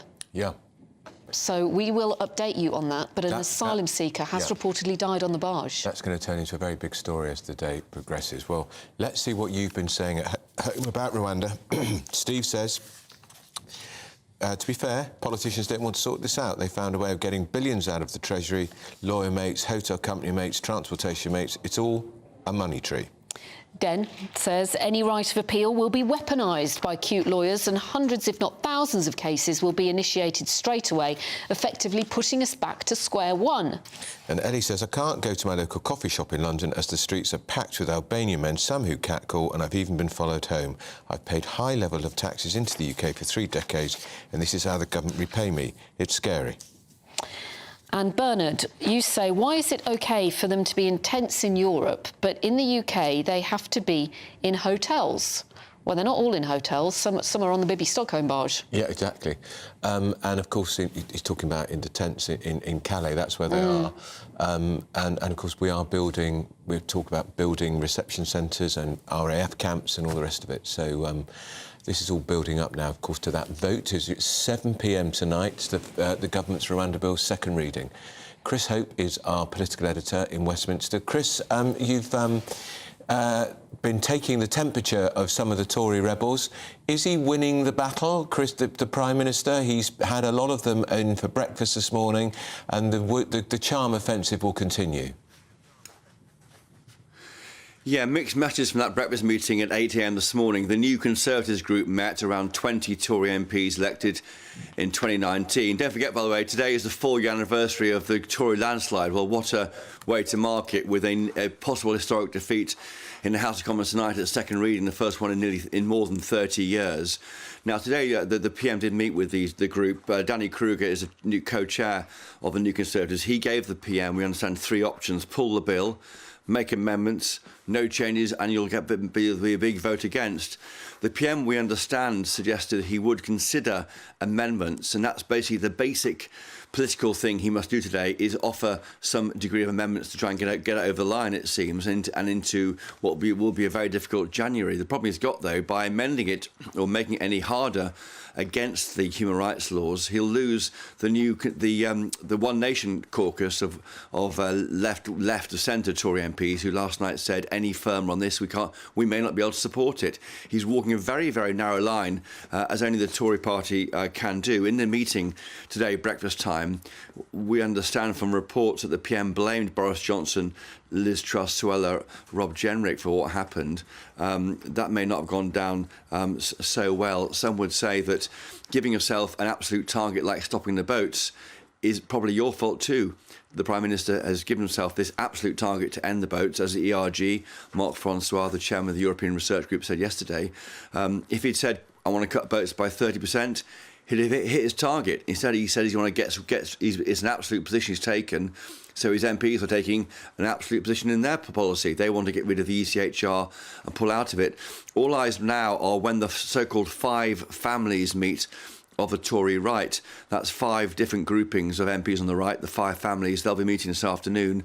How they decide to vote, Pip and Andrew, will be absolutely crucial to whether the PM loses or wins tonight's vote. It will all happen here on GB News. Chris, I just wonder if what's this terrible thing that's happened, we think, on the Bibi Stockholm, the barge, the migrants' barge, whether that will be weaponised, bad taste as it may be, on either side of the argument. This is why we've got to get the planes to Rwanda, you could argue, or why some would argue the whole policy is ill-conceived from the beginning. Well, I really can't comment on that news just breaking, and I think politicians would be quite wise not to get involved. We have no idea how that asylum seeker died at all. We don't know what happened. So I think most of them will stay clear of that. But what it does do is highlight the fact that we have got asylum seekers on a barge in this country. They are not being taken to Rwanda. That's all you can say. In terms of the death, no one knows anything further. I think you'll see nothing being made of that today. And just one very quick question, Chris. Is there a suggestion that Downing Street has threatened an election if these rebel MPs don't vote in favour of the bill? I don't think so. I think William Hague was very interesting on Times Radio today. He is the guru, the mentor figure for Rishi Sunak. Of course, he gave the seat in Richmond in Yorkshire to Rishi Sunak. He said Tory MPs should recognise that they may not get another chance to be in government, he said. Now, he was using his historical lesson from the Liberal Party before the First World War, or just after. They never governed again on their own and have now faded from view into the third party. There's no reason why the Tory party has a right to come back into government. And with that in mind, don't assume that the past is a guide to the future. Don't give away power. Don't be an observer willingly and give up on power so easily. And that's why he's saying don't force an election. But having said that, Pip, you are right. If the government loses today, you can imagine the Labour Party may try and push for a vote of no confidence in the government tomorrow. The Tories will win that. It will severely jeopardise the position of Rishi Sunak as leader. He may well face a vote of no confidence in his leadership early next year. Will he reset and go towards the right, or stay where he is in the centre ground trying to balance these competing factions in the party? It is completely existential right now for the Tory party. What a way to mark 4 years since that historic landslide victory in 2019. Extraordinary, isn't it? Chris Hope, political editor, thank you very much. Of course, we will be rejoining you all day for the very latest before that vote at 7 o'clock tonight. Well, joining us now to talk all this through is the former Labour MP, Ivor Kaplan. Ivor, morning to you. I think, as Chris Hope's point is... Morning. A good way to start the conversation. Who could have thought that the Tories could go from such a commanding position 4 years ago today, majority of 80, your own party, the Labour Party, suffering its worst defeat since 1935. You're now heading, it seems, possibly for your best election victory since 1997 and the Blair landslide. Well, I think the first thing to say, Andrew, is, of course, not a single vote has yet been cast, so it would be not appropriate for the Labour Party to start thinking it has won anything, because we haven't yet. And there's still a big mountain to go when the election is called. So I think we can look at it in the sense of it being 4 years since that event. But you know, for the Labour Party, we just need to get on with the work of developing policies, etc., and then moving on. So you know, we'll have to see what happens in the next few months. Ivor, did you tune in to Sir Keir Starmer's keynote speech a few minutes ago? I've lost you. Oh, Ivor. What a shame. I wanted to ask Ivor if he tuned into his speech and how long he stayed with it for. As a former Labour MP, I'm sure he was hanging on his every single word. Every single word that comes out of Keir Starmer, you'd think... Because Ivor Kaplan is still very involved in the Labour Party. He's very involved in regional structures of the Labour Party. He was the MP in Hope. We've got him back. OK. Ivor, I was just asking you, did you tune in to Keir Starmer's speech and how long did you manage to stay with it for? I'm afraid I didn't. I had other calls to make this morning. So that old excuse. And then I wanted to hear what Chris was going to say before I came on. So I was just on there. I'm not a great big fan of, and this has applied to me for most of my time in politics, I'm not a big fan of set-piece speeches, but you have to have them. So there you go. I thought it was from what I've been able to read, it was okay. Public speaking's not Sir Keir Starmer's biggest point, though, is it? No, well, I mean, it's how you manage those things in that sense. Look, no one's going to be Tony Blair again. So all Keir can do is manage the situation that he has inherited and try and make sure that it's the best situation for him and for the party. Does he, in his speech, if I can tell you, part of it was all about how he's changed the party completely from 2019, changed it. It's no longer the party of protest led by Jeremy Corbyn. Isn't it time he stopped banging on about that and actually started telling the country, which is yearning probably for change from the Tories, what he's going to do, how radically he's going to alter the NHS, how he's going to fix the waiting list problem, how he's probably going to sort out migration? We don't get any of that. Well, I think we will get some of that. I heard you mentioning about William Hague, and I remember talking to William Hague about after the 97 election. And he said one of the problems that he faced as leader of the opposition was that if he said anything good, that what would happen is Labour would steal it effectively.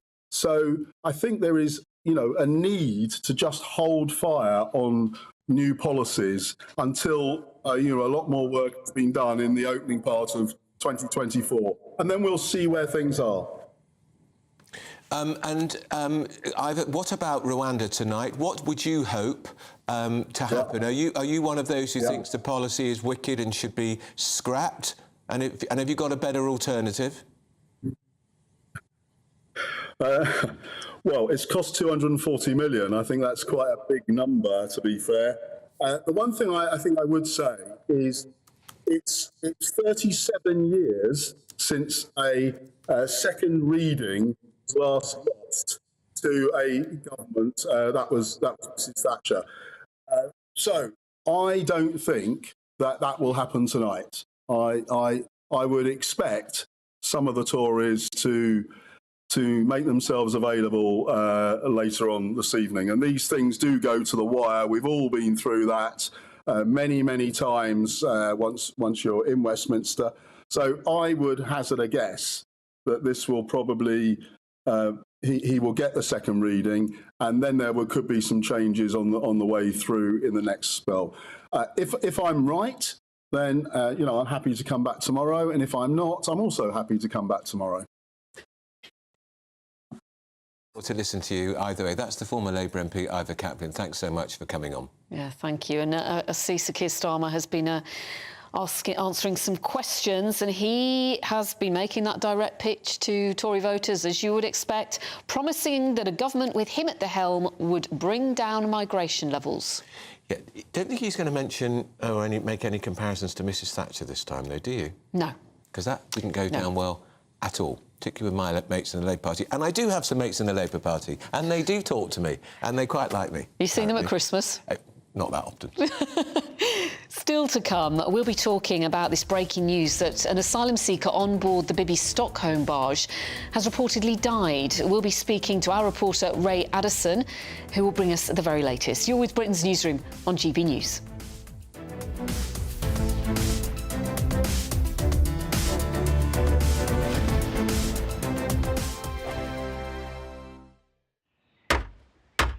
Who is it? We're here for the show. Welcome to the Dinosaur Hour with me, John Cleese. I was married to a therapist. And you survived? I thought we were getting Hugh Laurie. Second best. You interviewed Saddam Hussein. What's that like? I was terrified. I'm playing strip poker with you three. Oh! No, thank you. My CDs need to be put in alphabetical order. Are you going to be problematic again? The Dinosaur Hour. Sundays on GB News. Good afternoon, Britain. Good afternoon, Britain. Join us, Tom and Emily, To find out what's happening in the heart of Westminster. and why it matters to you. Weekdays from midday, we bring you the most compelling stories from across the United Kingdom. And from your doorstep to our inbox. That's right, we want to hear from you. GB News, Britain's news channel. I think the most exciting bit for me is talking to people. People who I think are ignored often by the major news channels. We're going to give news they want to hear. There's a voice there that needs to be heard. I think there's a chance here for a diversity of opinion to be expressed, which you don't find elsewhere. It's really exciting. We don't hold back. We're free to say how decisions that are taken here affect us all around the country. Only on GB News, the People's Channel, Britain's news channel. I'm Michelle Dewberry, and I'm not here to tell you what to think. I'd much rather hear what you have to say. So send in your opinions to gbviews@gbnews.com. Keep them clean, and you never know, I might read them out. With my panel here on Jubes & Co, we debate, we get stuck into the issues of the day on a show where all views are welcome, especially yours. GB News, the People's Channel, Britain's news channel. In the GB Newsroom, we bring you the news as it happens. With our team of dedicated journalists across the UK, we're ready to give you accurate reporting every day. When the news breaks, we'll be there with bulletins on GB News, the People's Channel, Britain's news channel. Your weekend starts here with Friday Night Live with me, Mark Dolan, 8 till 9 on GB News. Big stories, big guests and big laughs as we get you ready for a cracking weekend. That's Friday Night Live with Mark Dolan. Fridays 8 till 9 on GB News. Bring your own drinks. The admission's free. GB News, unlike other broadcasters, isn't obsessed with the London-Westminster bubble. We think there's a nation beyond the M25, and that's why we talk about the issues that matter across the land. Join me on State of the Nation, 8 to 9 o'clock, Monday to Thursday on GB News. Daisy's listening, and you should too. Tired of the usual focus-tested, pre-prepared Westminster runaround? Well, so am I. So you want higher taxes? Is your department to blame for this? Are you rethinking this policy? Every Sunday at 9:30, I'll be sitting down with those in power to get the truth about the issues affecting you. Let's be honest, we've known about the cost pressures of this project for years, not months. That's the Camilla Tominey Show, a politics show with personality. On GB News, the People's Channel, Britain's news channel.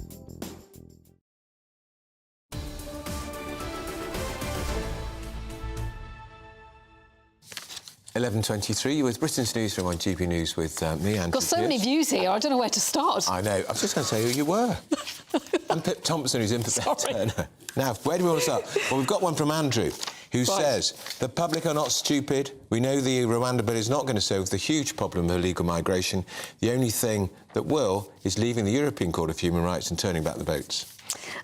John, hello to you. You say, what people want to know is, will the deportations to Rwanda apply to the illegal immigrants who are already here, or does it only apply to those who arrive after the bill becomes law? Good question. Very good question. We should have asked David Davis that when we had him in earlier. Pamela says, I've never voted or never will vote Labour, but will vote Reform if we have a candidate at the next elections. I'm pretty sure they are the only party at the moment who have their eyes open. Well, Reform are going to put a candidate up in every seat at the next election, they say, so that would be quite interesting.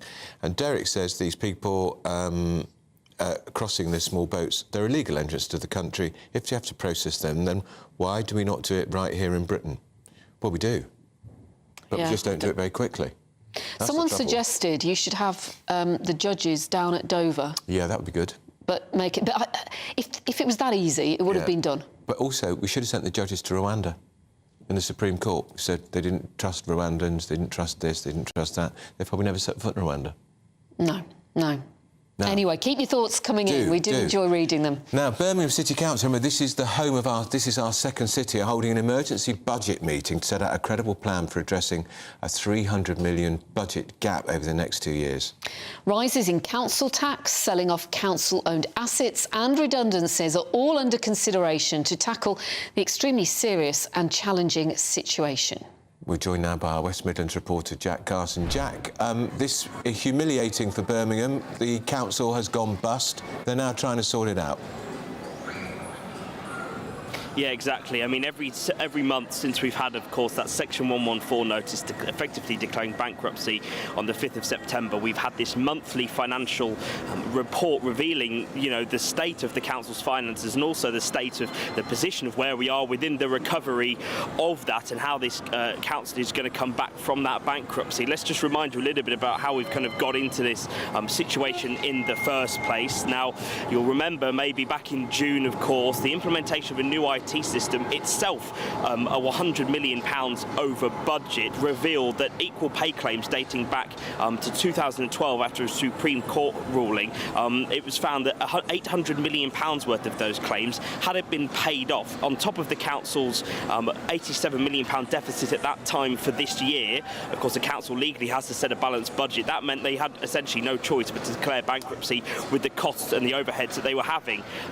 Then in last month's financial report, we get the forecasted figures of the deficit that they've got to make up, £165 million for 2024-2025, and then a few days ago we get the latest December financial report, which has revealed that they've managed to find around £150 million worth of savings for just next year, for 2024 to 2025. 72.8 million of those is coming from what they're calling service reductions. So that's those non-statutory requirements that a council provides services for that people realistically are going to bear the brunt of and going to lose particular services. How that specifically looks at the moment, we don't yet know. There's not the finer detail on which specific services are going to cut and what those cuts necessarily look like. But what this report from the interim head of finance at the council also recommends this cabinet, which we believe it's agreed on today, is that it writes to the Department for Levelling Up Housing and Communities, writes to the Secretary of State, of course, Michael Gove, and asks permission to raise raised the council tax level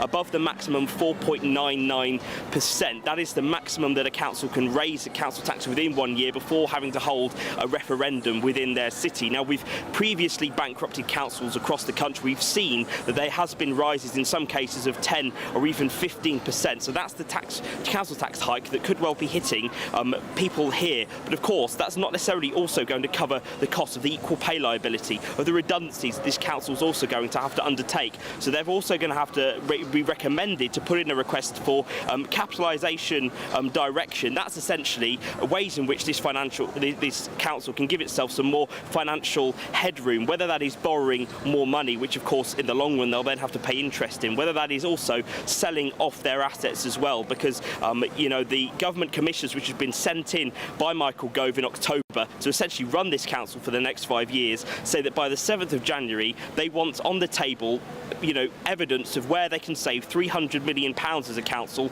over the next 2 years. So just to give you an example of just one of those changes where it may seem little that garden waste management services and being able to pay for that for residents that use that service is going to go up from £50 to £60. That's a 20% rise, but it's just an increase and an example of where these increases all around different services within the council are going to come from. And of course these residents are going to be hit the hardest. And Jack, is the mayor of the West Midlands, Andy Street, is he making political capital out of this? Because this bankruptcy is happened on the Labour Council's watch. Yeah, of course, we've got that West Midlands mayoral race next year, and Richard Parker, who's the Labour candidate, has recently launched his campaign. And Andy Street as himself will be quite proud of his personal record. He'd say of what he's managed to bring to the West Midlands in terms of investment. Now, he doesn't believe that just because the council's gone bust, that doesn't mean that investment still can't come into the city. But certainly, as the biggest council and single local authority within Europe, for it to go bankrupt, of course, is a concern about future investment and whether they know that there is going to be still people wanting to move here, wanting to live here. If, of course, things such as council tax do keep going on the rise, it certainly might be a turn-off for people looking to move to this city. All right, that's Jack Carson, our reporter in the West Midlands. Thanks for that. Thank you. What a dire situation. And you'd never have thought, in as recent as 15 years ago, a council of the size and magnitude of Birmingham, I think it's the biggest local authority in Europe, going bust. I know, you couldn't see it. They'll be selling off a lot of their assets, won't they? And selling off community centres. They're not to be sold off. They're owned by the community, aren't they? And residents, they are going to really notice the difference if they pursue this rise of, what was it, 4.99%? And Birmingham is far from the only council that's gone under, I'm afraid. Quite a few more. Right, still to come. Is COP28 on the verge of failure? This is after the UAE ditched a commitment to phase out fossil fuels. Of course they did. They're one of the 10 top oil-producing countries in the world. What was it being hosted there for in the first place? That and much more after your headlines.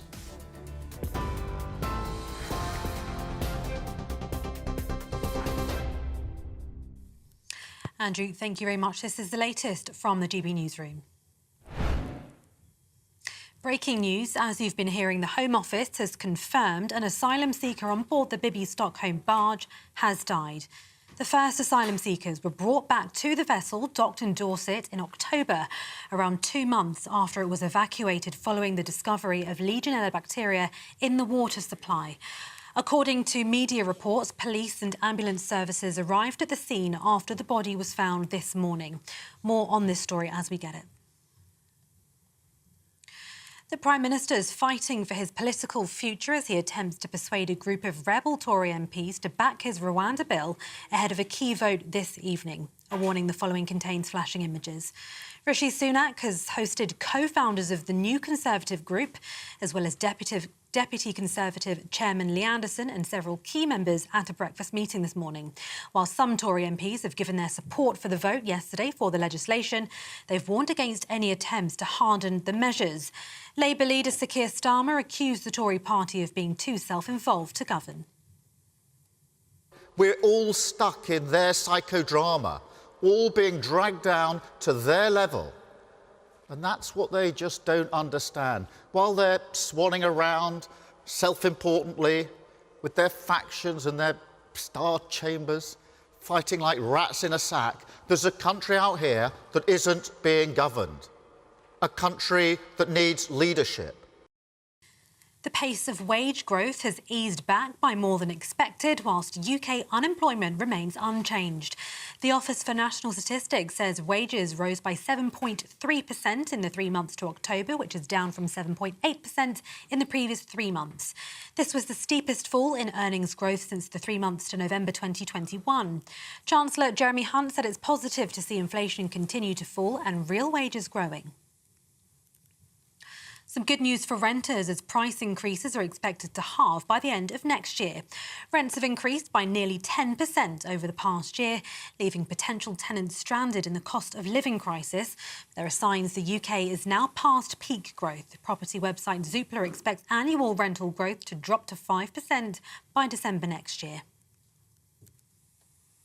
For more on all of those stories, you can visit our website, gbnews.com.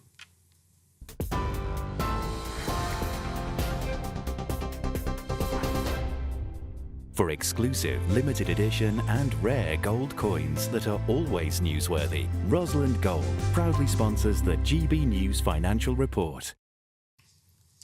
Here's a quick snapshot of today's markets. The pound will buy you $1.2575 and €1.1643.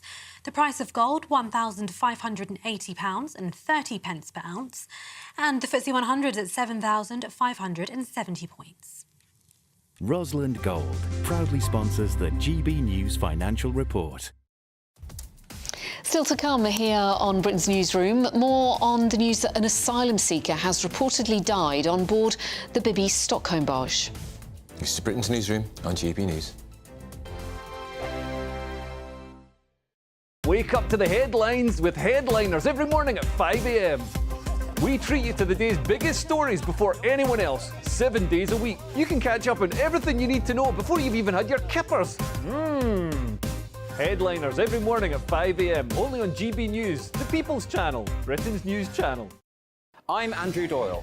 Join me at 7 o'clock every Sunday night for Free Speech Nation, the show where I tackle the week's biggest stories in politics and current affairs with the help of my 2 comedian panellists and a variety of special guests. Free Speech Nation, Sunday nights from 7 on GB News, the People's Channel, Britain's news channel.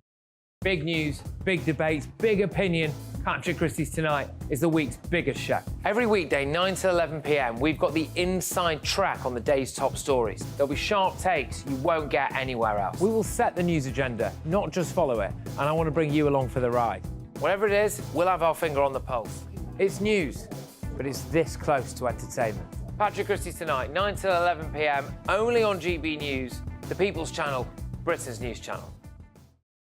Now then, Lee Anderson here.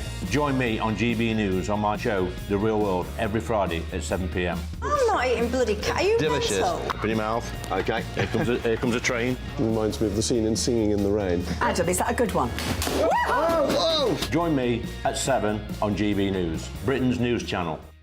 What you get for breakfast is something that, if we do our jobs right, you will wake up to news that you didn't know the night before. It's a conversation. It's not just me and Eamon. We want to get to know you, and we want you to get to know us. From 6, it's Breakfast with Eamon and Isabel. Monday to Thursdays on GB News, Britain's news channel. There's only 3 people you can trust in life. Your doctor, your lawyer, and your nana. I'm not sure. So join me, Nana Aquare, at 3 p.m. every Saturday and Sunday, where we discuss the biggest topics of the weekend. Be ready for battle. Could you be quiet? What is this? It's my new teeth. It's your new teeth. I don't bite. Well, not without a good reason. Always honest, always fun. Every weekend at 3 p.m. on GB News, the People's Channel, Britain's news channel. Every Sunday from 11, join Michael Portillo. There'll be topical discussion, looking at the week before and the week to come. So kick back and relax at 11 a.m. on Sundays on GB News with me, Michael Portillo. GB News, the People's Channel, Britain's news channel. I'm Michelle Dewberry, and I'm not here to tell you what to think. I'd much rather hear what you have to say. So send in your opinions to gbviews at gbnews.com. Keep them clean, and you never know, I might read them out. With my panel here on Jubes & Co, we debate, we get stuck into the issues of the day on a show where all views are welcome, especially yours. GB News, the People's Channel, Britain's news channel. Have a great Saturday night with me, Leo Carson, this Saturday Night Showdown. It's a crazy world out there, so come and make fun of it with me, my panel of comedians, and a couple of people who actually know what they're talking about. This Saturday Night Showdown is your front row ticket to the clown show every Saturday, only on GB News, the People's Channel, Britain's news channel.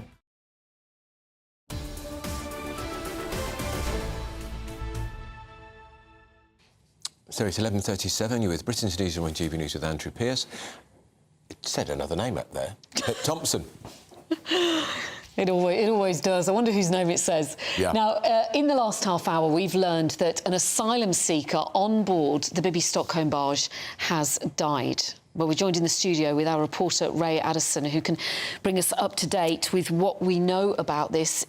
Is there any circumstances you can tell us about, Ray? Details are very sketchy at the moment. We know this was initially reported by the PA news agency. Reporters on the ground there are saying that they've spoken to people who are on board, and they are reporting that a body was found this morning. A person was found dead this morning on board the Bibby Stockholm barge. Further details of this are yet to be confirmed. However, we have seen in a statement from the Care for Calais Chief Executive Steve Smith. He's criticised the government for the trauma that those on board the barge are facing, in their words, and say that they've regularly reported on suicidal intentions among those on board, and say that no action has been taken. However, of course, there's been no confirmation yet from the Home Office as to the exact circumstances of this person's death. So that's just the statement that's come out so far from Care for Calais. And we know that over the months, this barge has been, well, beset with problems, hasn't it? Yeah, absolutely. I mean, from the very first, the local residents, various groups didn't want the barge to be used for a number of different reasons. There was campaigns, there was legal challenges as well, which were unsuccessful. Initially, this barge was designed to carry 200 people, to accommodate 200 people. That was extended to 500, although as of November, it's understood there was only around 70 people actually on board the barge. Of course, that was delayed because of the fire safety concerns, fire brigades union saying that it was, a potential death trap. Also, then within days, about 4 days of the migrants first moving into the barge, they discovered Legionella bacteria in the water supply, and so had to evacuate the barge, and it was then empty. So it's only been housing migrants since October now, and of course now with this, this is just the latest sort of thing to befall the Bibby Stockholm. And all this on the day that this vote takes place regarding this Rwanda policy, and there's people on that barge who could well have been sent to Rwanda if it got off the ground. Absolutely. Thanks very much, Ray, for telling us all about that. Emails and texts are still coming in, a lot of them about Rwanda. This says it was Derek says it was an EU open borders policy that brought them to Europe in the first place. So why do British taxpayers need to foot this never-ending cost? And I read somewhere today, Pip, that they think these boats could be crossing the Channel for another decade. Yes, so they need a lot more money to throw at deterring them, don't they? And we've also heard from Robert. Hello to you, because comments have been coming in about Sir Keir Starmer's keynote speech this morning. Robert, you said, you made me laugh, Starmer mentions practical approach but never ever states how. I listened with an open mind, but he closed it. I like it. And who else have we got? We've got Stuart, who says, I've voted Conservative all my life, but I can't vote for this shower and will instead vote Reform. I understand this will put Labour in power and Keir Starmer in number 10. God help us.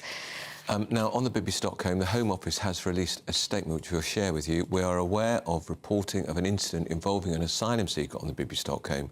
This is an ongoing police investigation. It would be inappropriate to comment further at this time. We'll bring the latest when we know more.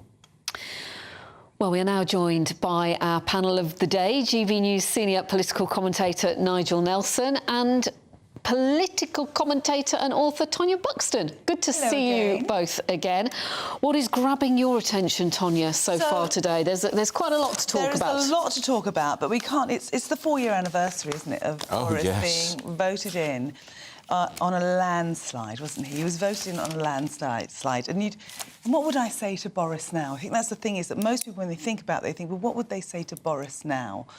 What would I say to him as someone who is... I keep getting told I'm a Tory. I'm just someone who has incredible common sense, and I'll vote for whoever goes for common sense.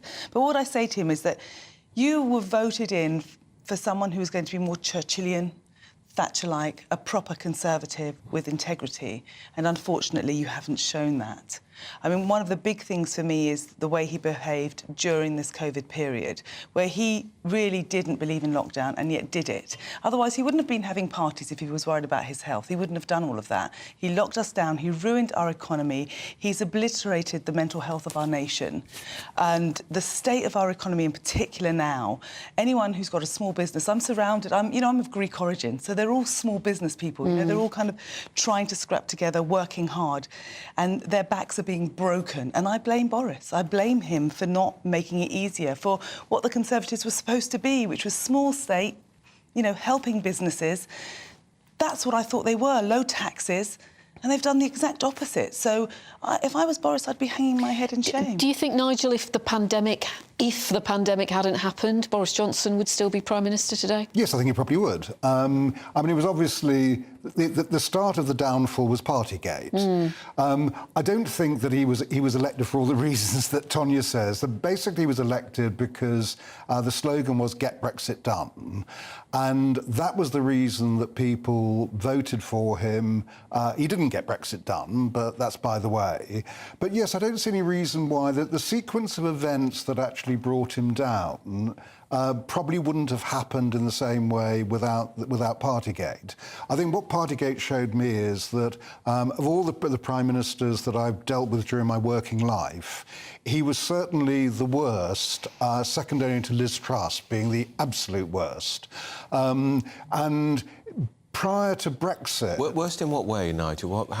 Ineffective, was unable to deal with detail, a bit cavalier with the rules. That was something else that Partygate showed.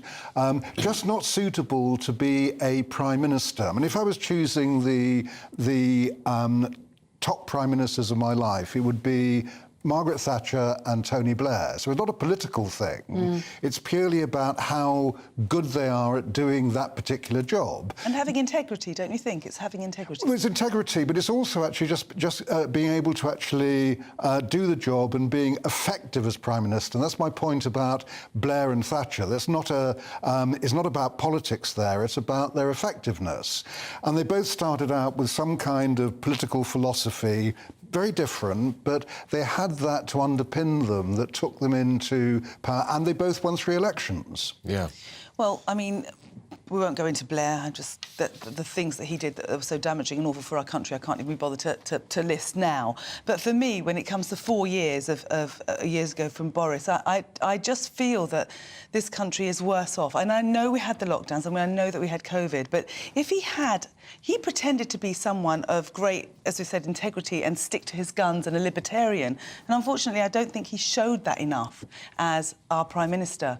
I don't know who we're going to have to lead us, because Keir Starmer, oh my goodness, if that's what we've got coming, I just don't know what type of future Britain has. And in his speech, as nice, and talking about 2 terms. 2 terms? Well, then we're doomed. We're damned. What is going to happen? Nigel. Well, this is democracy. You actually get an election after the first term, and if you don't like what he's done, you can always throw him out. I think if Richard Tice and Nigel Farage decided to put their heads together and become Reform, which would then be the true Conservative Party, then we would have something worth fighting. Unfortunately, our electoral system, the first past the post system, conspires against that. What is interesting is the idea that there are Tory MPs now talking about how they would bring Boris back. Yeah. And they're even talking about the idea that could you get Nigel into the party too, and they would both then lead a kind of right-wing sort of Tory party. But he's not even an MP now. No, exactly. What seat would you parachute him into? he would do is that it wouldn't happen before the next election. The only way of doing it is you get both of them in on a by-election fairly quickly. And what's going to happen, well, what's happening now is there is a battle for the heart and soul of the Tory party between the moderates and the right wing. That will continue in opposition, which is where the argument should really be taking place. What if they brought... I mean, I don't think it's even remotely realistic, and it couldn't happen under Sunak, but if there was a coup and Farage was brought in, if a safe seat was found for him, could that change everything? Well, it could, but I mean, the only thing about that is I'm not sure how it can happen now. I can see that happening after the election. A Tory MP falls on their sword with a majority of 25,000, 30,000. It could happen. I mean, there's no such thing as a safe seat in a by-election. No, that's right. Would Nigel really want to join the Tory party in the state that it's in? Well, he's got more chance of being Prime Minister of... He's probably got more chance of being Prime Minister under the Tories than he has under Reform. Well, certainly he'd have more chance of being Prime Minister. I mean, I don't think it's impossible. What Nigel seems to be doing, and he was doing this in I'm a Celebrity, he kind of, he lets the speculation run and then sees where it actually ends up. So he's not told us what his ambitions actually are, but if you wanted office, then the Tory party is the place to get it because it won't come through Reform. You don't think it's possible there could be a major breakthrough with Reform? No. There's a lot of Tory voters who are going to Reform. I know, but I mean, at the moment, Reform are around about 10% in the polls. Back in 2015, UKIP were polling around 15%. Yeah. Even so, they still didn't get a single MP at the general election. And they had 4 million votes. And they had 4 million votes. Now, had we had proportional representation, that would have been about 80 MPs they could have had. But isn't that the problem, that, you know, we have an old system that needs to be changed, that doesn't suit modern society?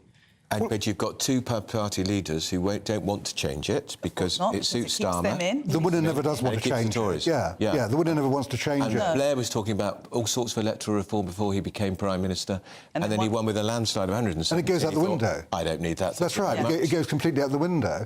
And again, it depends on what kind of country you want. The one advantage... I mean, I appreciate that PR is a democratic system, which we don't really have. At the moment, around about 200,000 votes really count in a general election, that's all. Most of our votes don't really count at all, because it depends on the constituency we're in.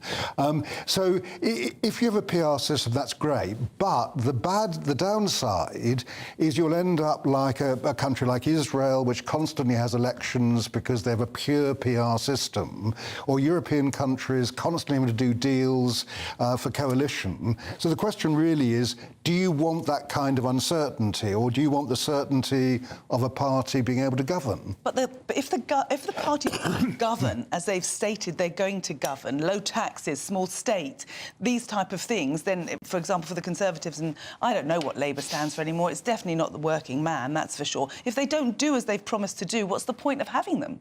I'd rather have the instability and at least knowing that my vote counts. Well, that's a view. I mean, the one thing about PR is your vote does count. I mean, it counts absolutely. In the same way in a referendum, every vote counted equally, which is why I think people got so excited about the referendum, because they knew that their vote actually mattered. Yeah. And I think it would galvanise the young to do something. Move on to another story? Yes.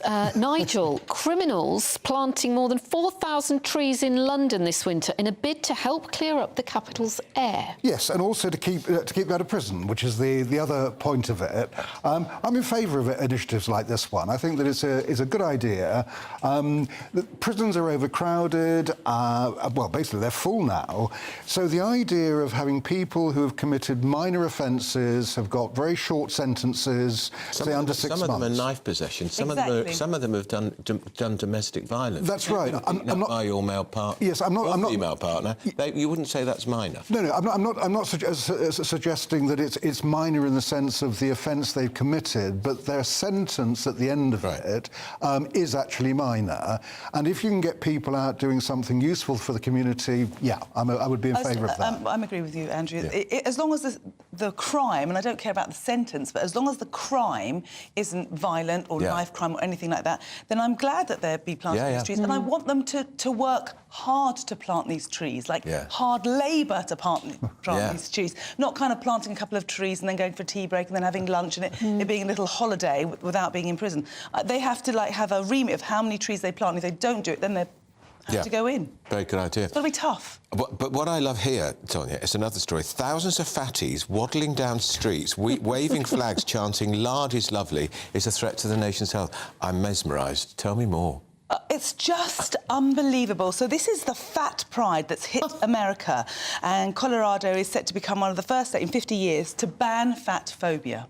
Now, listen, I don't think that anybody should fat shame anybody. If someone's fat, you don't go up to them and go, "Ooh, you're fat." You don't do that. But the reality is, if you are fat, you are more likely to get cancer, you're more likely to have diabetes, you're more likely to have some sort of illness. You know, and it is brought upon yourself. Yeah. Whatever said and done, it's really... I'm lamenting... I was having a conversation recently. I'm lamenting my figure of a youthful day, and I get very cross with myself. I don't have the discipline I used to have. But that's what it takes. A little bit of discipline. Well, there are people that end up putting on weight because they've got thyroid issues or things that are out of their control. I'm not talking about them, and this isn't talking about them. We've been allowed to accept this kind of change in our sight. If you look at TV shows from the 70s, 80s, even the 90s, everyone is really slim. We've reset our fat set point to accept really obese and fat people and think it's OK. It's not OK. It does have ramifications on their health, and mainly it has a massive ramification on the NHS. But they shouldn't be discriminated against when it comes down to jobs or being able to travel. But you shouldn't be discriminated against if you're a boss. You know, it's saying in America now they're trying to bring in laws that if you've got a company, then you have to have a supersized chair and a supersized... But that should be right. That's right, isn't it? Or if you're flying on a plane, you have to have a supersized seat. But that is right, isn't it? That you would have... I mean, you know, if you were flying on a plane, you would be able to bring your wheelchair onto a plane. Not talking about people with that type of disability. If you're super overweight, you could argue that you're still... You can argue that obesity can be a disability. But you don't want to sit next to an obese person on the plane, because I've had the misfortune of doing it. It's not comfortable. It's not. How long was your flight? Singapore. Long way. And the other thing is that, you know, We've got to wrap it. I'm so sorry. That is it from Britain's Newsroom. Tom and Emily are here next. No fat shaming on our show, you'll be pleased to know. But coming up, we're going to be gearing up towards that vote on the Rwanda safety bill coming this evening. Yes, it's the last-ditch attempt for the government to convince MPs on all sides whether or not they'll vote for the bill. James Cleverly, the Home Secretary, is speaking in the next few minutes, and all in new and concerning context about migrant housing here in the UK. All to come. Looks like things are heating up. Boxed boilers, sponsors of weather on GB News. Hello, welcome to your latest GB News weather update from the Met Office. There'll be heavy rain with a risk of thunderstorms for some of us through the afternoon. That's because we've got low pressure in charge today, so it'll be a much more unsettled day compared to yesterday. It'll be pushing with it these occluded fronts that will bring some more persistent rain to the likes of eastern Scotland as well as northeastern England. There's a rain warning in force here for much of the day into this evening as well. There could be some surface water on the roads here. We could also see some surface water further south as we see a mix of heavy showers. These bring a risk of thunderstorms through the afternoon as well as potentially some quite unusually large hail, so do take care if you're travelling. Could also see some quite gusty winds around the southern part of the area of low pressure. That low pressure then pushes off to the east into this evening, but that does mean that cloud and some rain will linger across eastern areas into this evening and tomorrow morning. We'll see quite a lot of low murky cloud across central and eastern areas throughout the night. Further north and west though, it does turn drier and clearer, and we could see a touch of frost here by tomorrow morning, so a bit of a change from the northwest throughout tomorrow, and that means that we'll see drier and brighter weather across much of Northern Ireland, Scotland, and then into Northern England into tomorrow afternoon, as well as in the West Country. Elsewhere though, further east, it will stay quite murky and dull through much of the day with some drizzly rain. I'll see you later. That warm feeling inside from Boxed Boilers, sponsors of weather on GB News.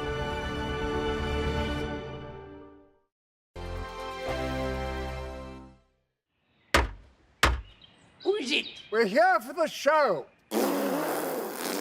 Welcome to the Dinosaur Hour with me, John Cleese. I was married to a therapist. And you survived? I thought we were getting Hugh Laurie. Second best. You interviewed Saddam Hussein. What's that like? I was terrified. I'm playing strip poker with Newsroom. Ah! No, thank you. My CDs need to be put in alphabetical order. Ah. Are you going to be problematic again? The Dinosaur Hour. Sundays on GB News.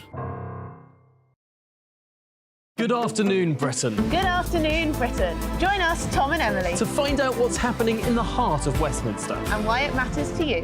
Weekdays from midday, we bring you the most compelling stories from across the United Kingdom. And from your doorstep to our inbox. That's right, we want to hear from you. GB News, Britain's news channel. I think the most exciting bit for me is talking to people. People who I think are ignored often by the major news channels. We're going to give news they want to hear. There's a voice there that needs to be heard. I think there's a chance here for a diversity of opinion to be expressed, which you don't find elsewhere. It's really exciting. We don't hold back. We're free to say how decisions that are taken here affect us all around the country. Only on GB News, the People's Channel, Britain's news channel. I'm Michelle Dewberry, and I'm not here to tell you what to think. I'd much rather hear what you have to say. So send in your opinions to gbviews@gbnews.com. Keep them clean, and you never know, I might read them out. With my panel here on Jubes & Co, we debate, we get stuck into the issues of the day on a show where all views are welcome, especially yours. GB News, the People's Channel, Britain's news channel. In the GB Newsroom, we bring you the news as it happens. With our team of dedicated journalists across the UK, we're ready to give you accurate reporting every day.